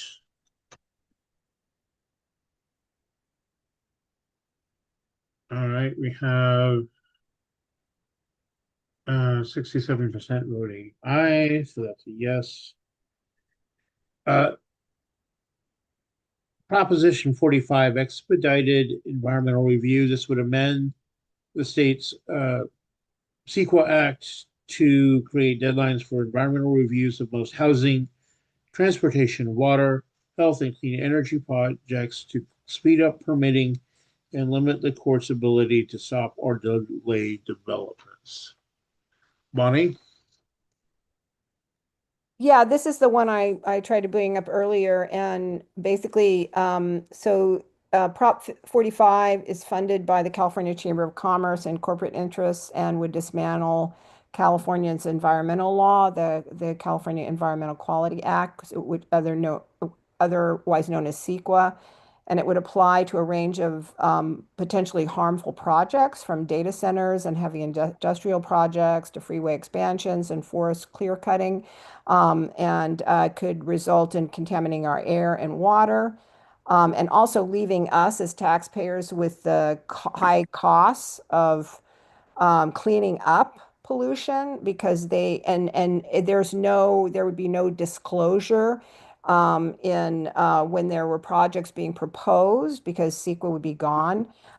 So this has been opposed by many environmental groups, environmental justice groups, the building trades, the Young Dems, and California environmental voters, and more than 250 other organizations, and also the Contra Costa and Sonoma County Central Committees. So I would move for an opposed position on this proposition. Okay. I'll Second, Gian. Seconds, later. Yeah, I was just gonna kind of piggyback off of what Bonnie was saying. Another component piece of this is that it severely restricts the judicial review process of environmental challenges to projects, which is a huge concern. It limits it down to like 270 days or something like that for any challenges around the environment for mega projects. And then also too, it has serious implications on greenfield impacts. So we're talking about open space that could have master plans that come in, that could have significant developments, and then have very little access to opponents would have very little access to the court to try and address any grievances or any issues that it might have from an environmental or social justice impact standpoint. So just wanted to add that kind of context to it as well from what I've seen from it. Okay. In the interest of the hour, is there either the hands up supporting this measure? No. If not, No, can I accept you as a me too? me Or an too. opposed? Okay, let me ask, is there any objection? I know, I think I have a sense where most of us stand. Is there any objection to taking a no position on Prop 45? If there is, we will have a vote. If there's no objection, we'll take that as consensus. Prop 39. So, voter ID. I shouldn't have to read this one, but this constitutional amendment would require voters to present government-issued ID when voting in person, or the last 4 digits of their ID number when voting by mail. Jack. I'd like to make a motion to oppose Prop 39. Okay. Second, Gian. Third. Motion second and a third. Let me ask, anyone supporting this measure? If so, I'll accept your So we're gonna kick you out of the party. Okay, seriously, anyone speaking in favor of this? With no hands up, can I take it as consensus that we are opposed to Proposition 39? All right. Yes. Yes. All right, thank you all. That John, took one long. quick question. On your Yeah. list, was there a referendum between number 5 and number 44? Because I have something written down and I think I miswrote. Okay, let me look through my sheets of paper. I have Prop 40 we've taken care of, 41, 42, 3, 43, 1, 37, 2, 45, 39, 4, 5, and 44. I have nothing between 5 and 44. So you have the order, you had 37, 4, 5, 44, and 38. Yeah, Okay, yeah, okay. because this is coming from the Cal Matters, which I don't know why their numbering was all All over over the place. Okay, thank you. I think I wrote 44 twice. Thank you. Okay. So with that, those instructions in mind, people, we will be voting accordingly in San Diego. Moving on, awards event planning, August 9th. We declare that we've sold at least $1,000 in tickets so far. You're all encouraged to purchase more. With that, Carrie or Vernil, anything you wish to say at this time about the event? I want to thank Kathy for helping me beautify my backyard. The chairs and table and bar are rented. We've got a map of how we're going to lay the backyard out, and I took the week off before the 9th to ensure that everything gets done. A week off from my paycheck job. And yeah, feeling pretty good about things. I would suggest that we hold our Monday planning meeting just for last minute details. And so I'll send a reminder out about that. And Don or Jeanette or somebody else, Vernil, do you want to talk about anything that you've done? And then are we voting tonight, Don? We are voting tonight because we need to have them approved so that we can order them before the event. Okay. All right. I'll throw it to you then. All right. Anything else from anyone? No, if you haven't purchased, sorry for now. Go ahead. No, I don't need anything till after the voting. I need those names and the categories. Okay. Again, if you haven't purchased your ticket, please do so. We want to see you all there. All right. Voting on awards, Central Committee awards, we received a number of nominations. I sent them out either last night or this morning, I forget which, for the various categories. So I want to thank everyone who submitted a nomination. And I'm going to, hopefully this comports with what Amber had planned. start with the names in the order that I had them on the sheet. The Democratic Legacy Award, this is for honoring those primarily elected officials for their length of service and distinguished service in supporting the values of the party. The two nominations already received were for Wanda Williams and John Garamendi. Are there any other nominations from the floor?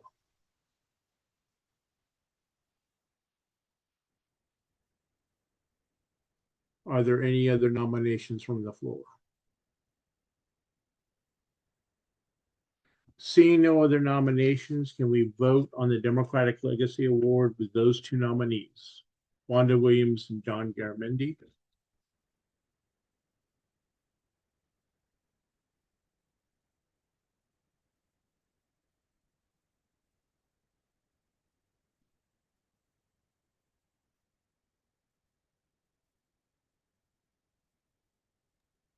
I didn't get the poll that time. I got all those other polls.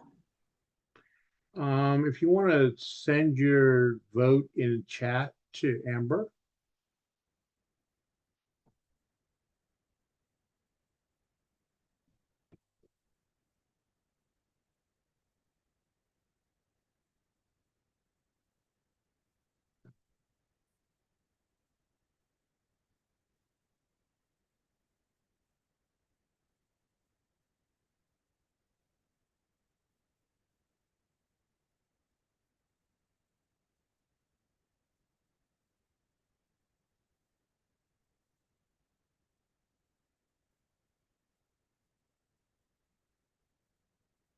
Okay.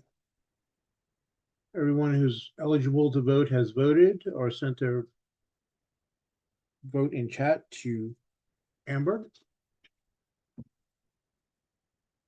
Okay, I'm assuming that Wanda Williams is our honoree unless there's some big Are we showing surprises the when we results? verify the results. Okay, I'm sure. All right.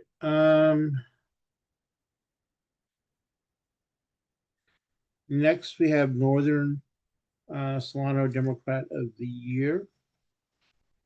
Had two nominations for Nancy Federley, one for Bonnie Hamilton and one for Jack Flynn.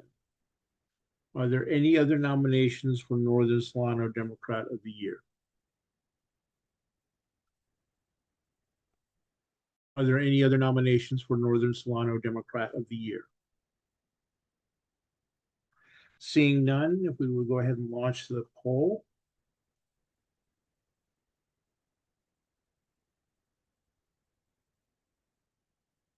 So Nancy Federley is one of the people? Yes. Okay, thank you.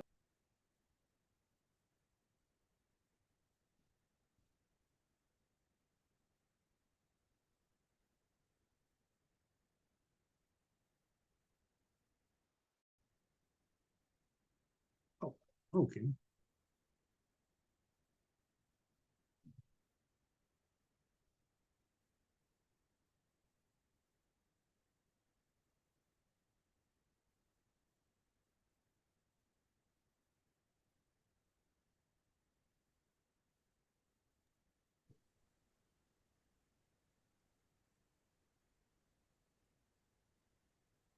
Okay.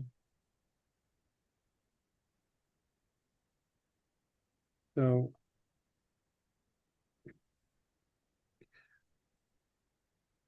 you'll let us know when that's done, Amber. I'm sorry, am I showing the results or are we waiting to after we verify everything? We haven't seen the results, I'm sorry. Yeah, I know. I'm asking Don if I should show it, or are we gonna announce it after we verify the votes? The numbers are small enough. I think just confirm that everyone who votes is eligible. So we'll Okay. verify it and announce later on. Okay. Okay. So where's my second sheet?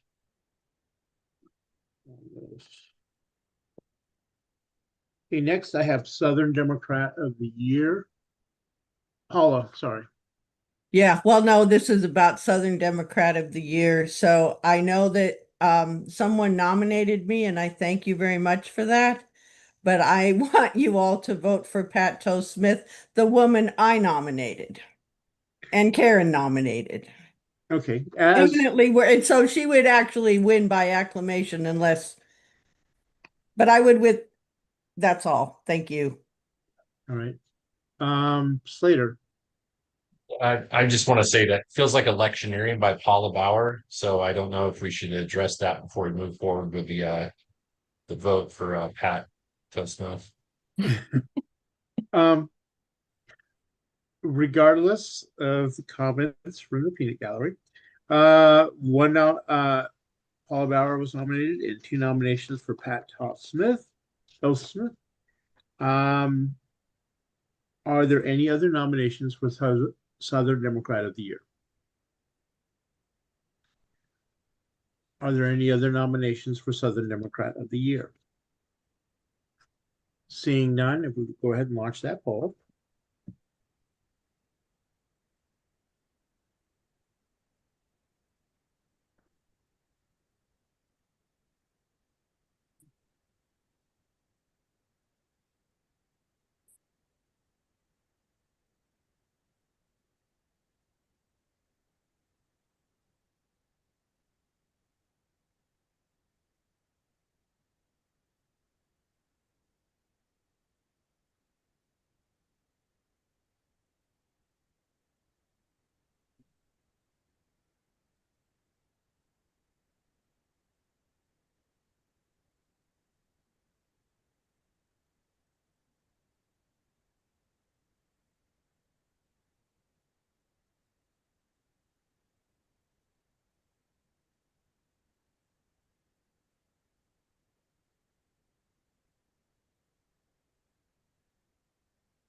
While we're waiting, Dawn, one quick question about if the Democratic Party determines a certain position on a referendum, and can we go against that, or is it like a candidate where we can't go against it? The language is highly unclear. The general implication that we've been getting is that as a body, we are expected to follow the Central Committee's recommendation. Of course, as individuals, you're free to vote as you wish. Be aware of the usual prohibitions. Those usually apply to candidates, not ballot measures, in terms of not speaking out against. But I would encourage you all to be cautious and those of you who are state delegates, read your relevant provisions of the bylaws. I think you're okay taking the position you wish. But of course, we'll be handing out the party's literature, which will have the party's position on it. So officially, we're kind of stuck. So have we done voting? Slater, your hand up again? No. Okay.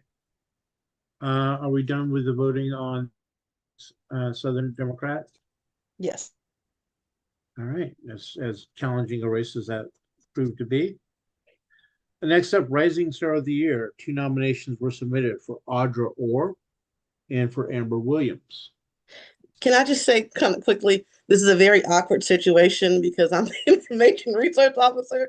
So I just want to let everybody know Audra Orr is amazing. I will not be offended if you will vote for Audra Orr. So please vote how you want to vote. Okay. I know this is really actually kind of tough, So we're so blessed to have such wonderful people. That's all I can say. Agreed. That said, are there any other nominations for Rising Star? Are there any other nominations for Rising Star? Seeing none, let's launch the poll. And may the best woman win.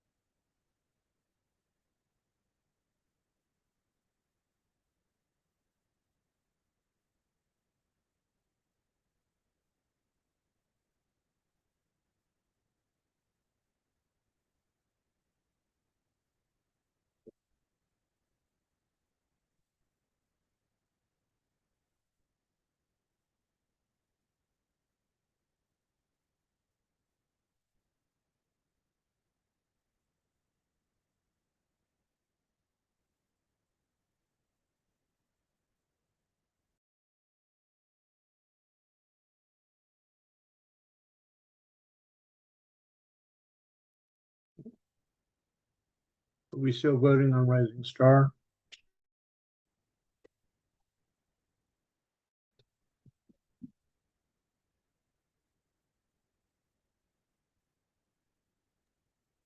Polls closed. Okay. Labor Democrat of the Year, one nomination submitted, Corey Penrose.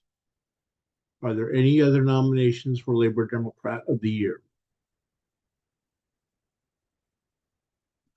Are there any other nominations for Labor Democrat of the Year? Seeing none, is there any objection to selecting Corey Penrose as our Labor Democrat of the Year?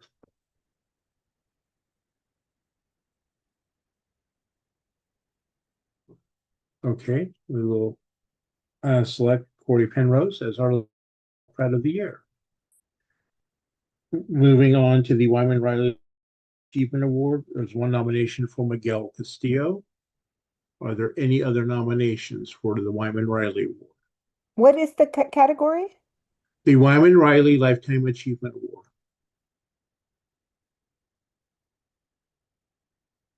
Are there any other nominations?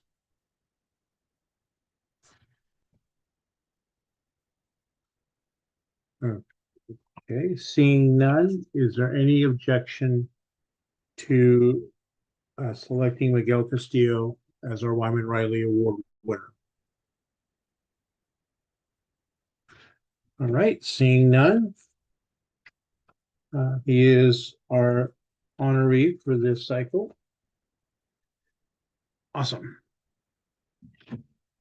Okay, and we will, as soon as we verify those names, we will get them to you, Vernell, and along with the club nominees. Reminder to all of our clubs, if you haven't gotten your names in, please get them in to me by tomorrow morning, so that we can email them in, so that we can get them to send out and start getting the order placed for our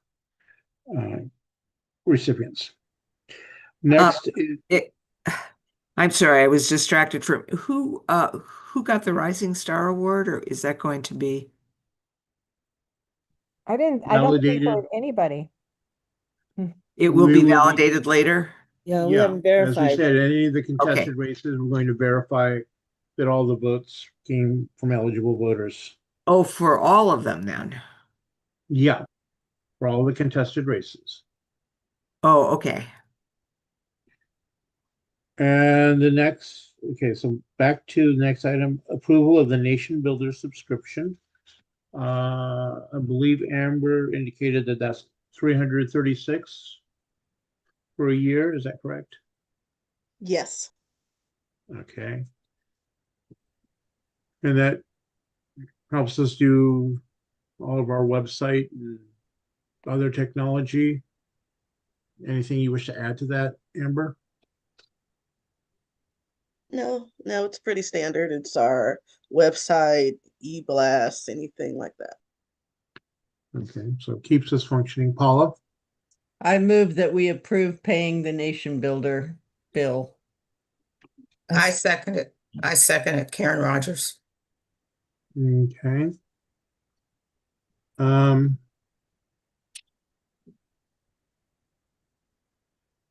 Should we ready to launch up? Or let me try to expedite matters. Is there any objection to paying the bill? Going once, going twice. Passed by acclamation. Approval. Next item: approval of CDP insurance for 2026-27. Every year, about on August 1st, the state party informs us of the rate that they have negotiated to provide liability insurance for the coming year. Unfortunately, they send out that notice usually about July 30th, and the insurance is due August 1st. So we won't have an exact price until then.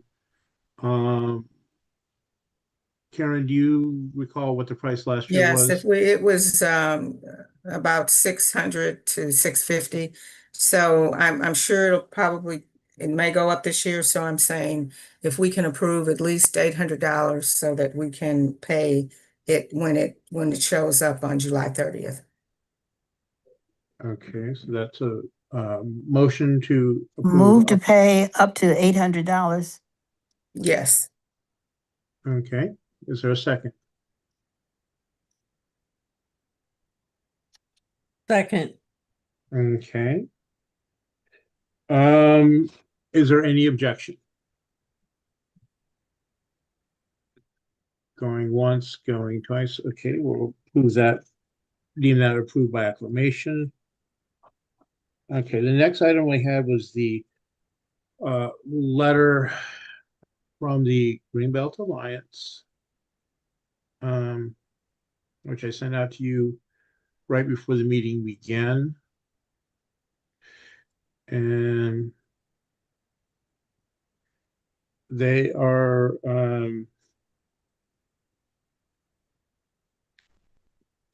reaching out because they are understanding that there is a move afoot by California Forever's billionaire backers to pursue legislation streamlining the California Forever project, expected to rewrite environmental standards, restructure annexation, and potentially override a local voter initiative approved by the people of Solano County. We are asking organizations to join us in urging the governor and legislative leadership to reject this proposal. So they've asked us to sign on by August 3rd to their letter.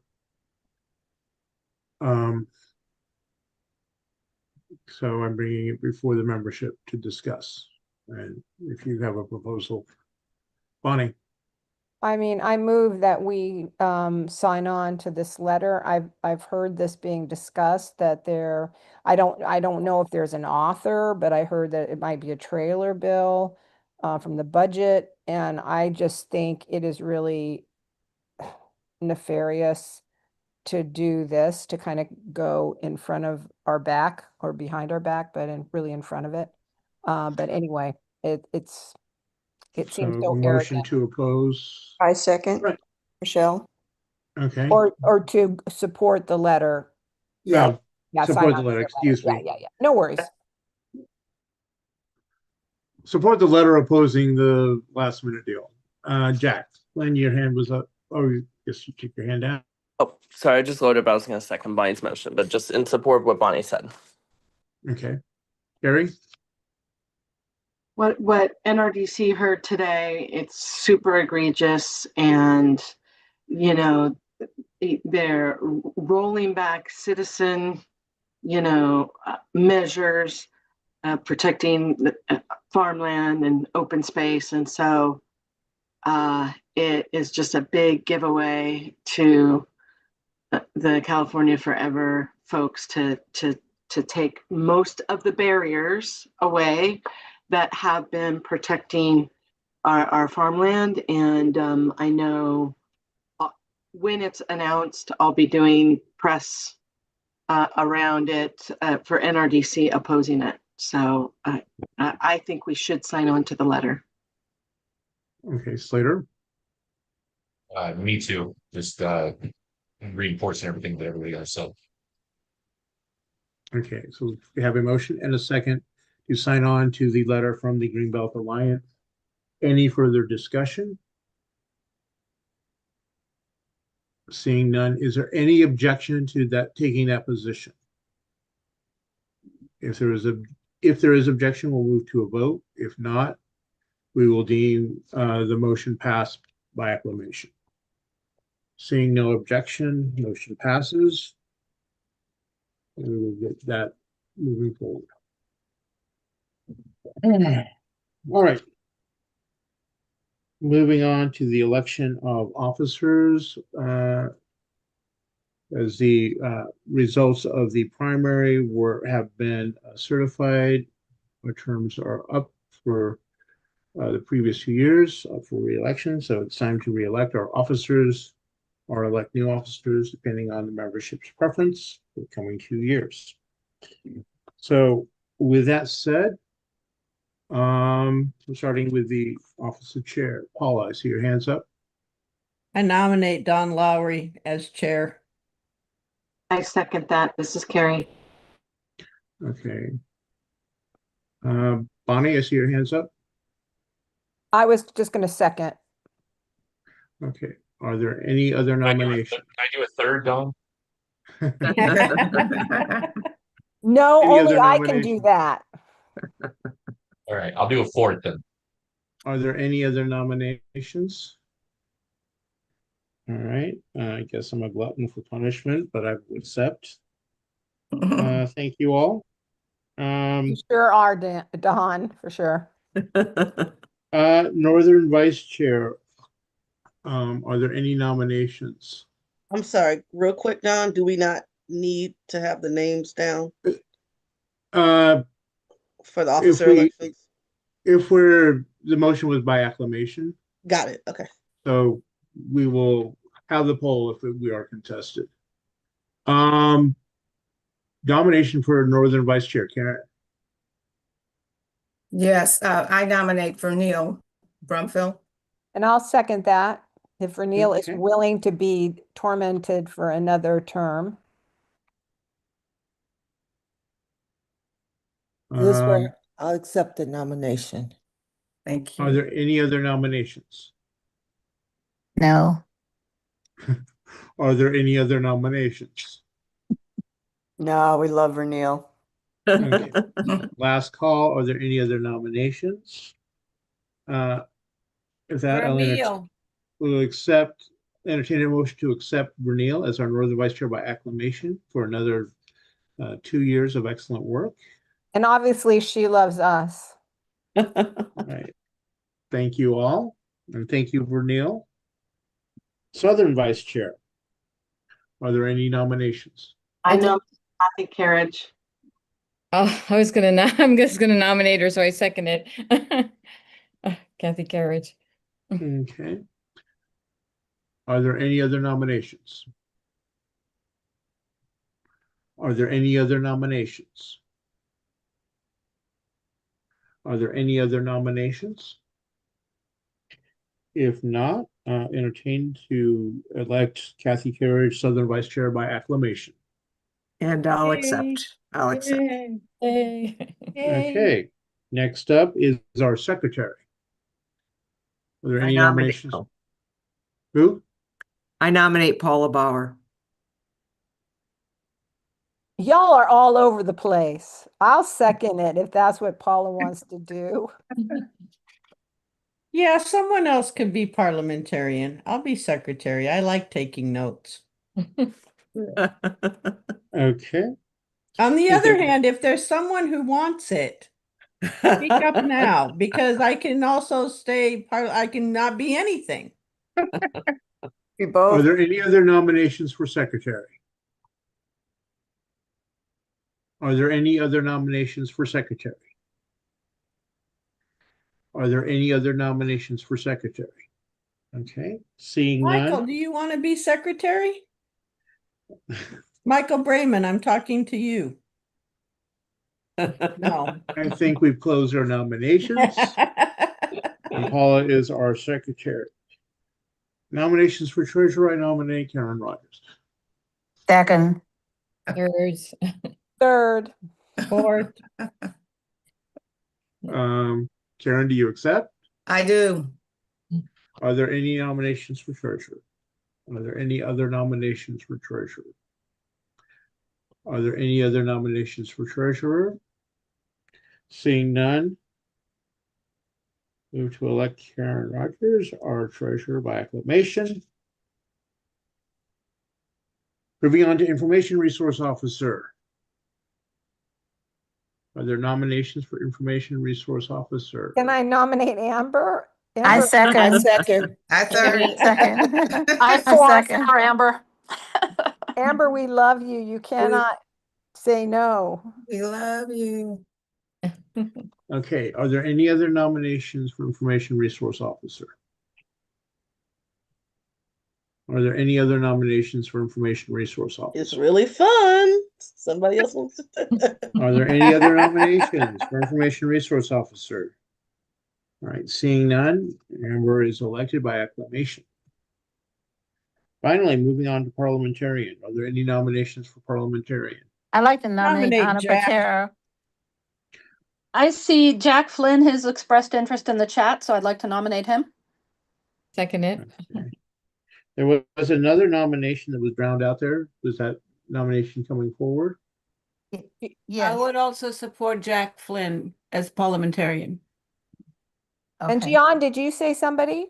No, the person that I nominated someone else. So, and she's giving me the evil eye, so I'll go. I hadn't heard Jack's name first, so I'll support Jack. And I will fifth Jack Flynn. Okay, any I'm other good, nominations for parliamentarian? Any other nominations for parliamentarian? Any other nominations for parliamentarian? Seeing none, I'll move that Jack Flynn be elected by acclamation. Congratulations, Jack. Congratulations, Jack. There we go. We're casting a white ballot for all of our nominees. Thank you, everyone. And I want to express our thanks to our outgoing officers, which I think basically amounts to Carrie Birdseye. And for your excellent work over the last couple of years and agreeing to host our fundraiser and everything that you're doing. It's been an honor. And I will not editorialize, but just point out that Carrie is up for re-election for city council, and she will be coming before us for an endorsement, and you can take her body of service into consideration when you vote on endorsements. With that, ladies and gentlemen, do we have any announcements at this time? No. Kay Patrice are you still on here? And because her event is coming up on Saturday. Can you, if you're still on here, can you give the details and the He time? does not appear to be on still. Oh, okay. Well, I think it was sent out in the announcements. So I think it's really, really, really important for us to support people who've been challenged by the right-wing nuts and to go out and support their events. Point well taken. Amber, I see your hands up. Yeah, I was just going to announce that the general election questionnaire is available. So if you go to our website, it's the first slider on the website when you first, go to the homepage, and there's also a tab in the at the top that says endorsements. So anyone who's running, who's a Democrat, can find the endorsement questionnaire there. All right. I Please. would like to, Don, excuse me. I would Yeah. like to just FYI for those of us who've been around a while and remember an old advocate and member, Lily Rollins. She died a few years back. Then I got information that her son died. Services will be held on Friday, but he had an asthma attack and died. And that's just general information. I just wanted to share with those who remember her. Well, maybe we should Thank- adjourn in his honor too. Would that be appropriate, Don? It would be appropriate if Pernell, do you know his name? Yes, Ryan Rollins Sr. Okay, so we will adjourn in memory of Ryan Wallace. You're Karen? I just wanted to make an announcement that the Solano County Commissioner for Women and Girls are having their Women's Equity Day on August, I think it's August 21st. Wait a minute, yeah, August 21st from 11 a.m. to 1:30 p.m. and that's going to be at Jelly Bellies. And I'll send some information out and I'll send it to Kathy so she can send it out to members so they'll know. What were the hours? From 11 to 1:30 at Jelly Belly on the 21st.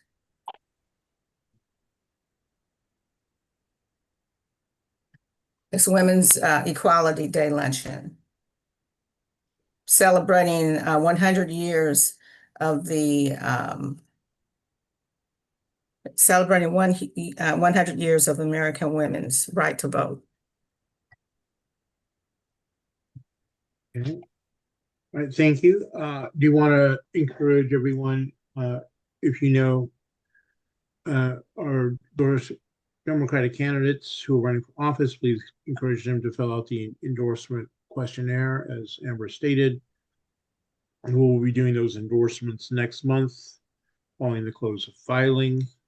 And are a number of Republicans running in various offices, so that we want to make sure we're supporting our local Democrats. And with that, I will entertain a motion to adjourn. So move. Okay. Second, Right. Jack. All in favor, everyone? Say aye. Aye. Aye. All right, thank you all, and good Aye, night. aye, aye. Hi, everybody. Thanks, everyone. Y'all did a great job.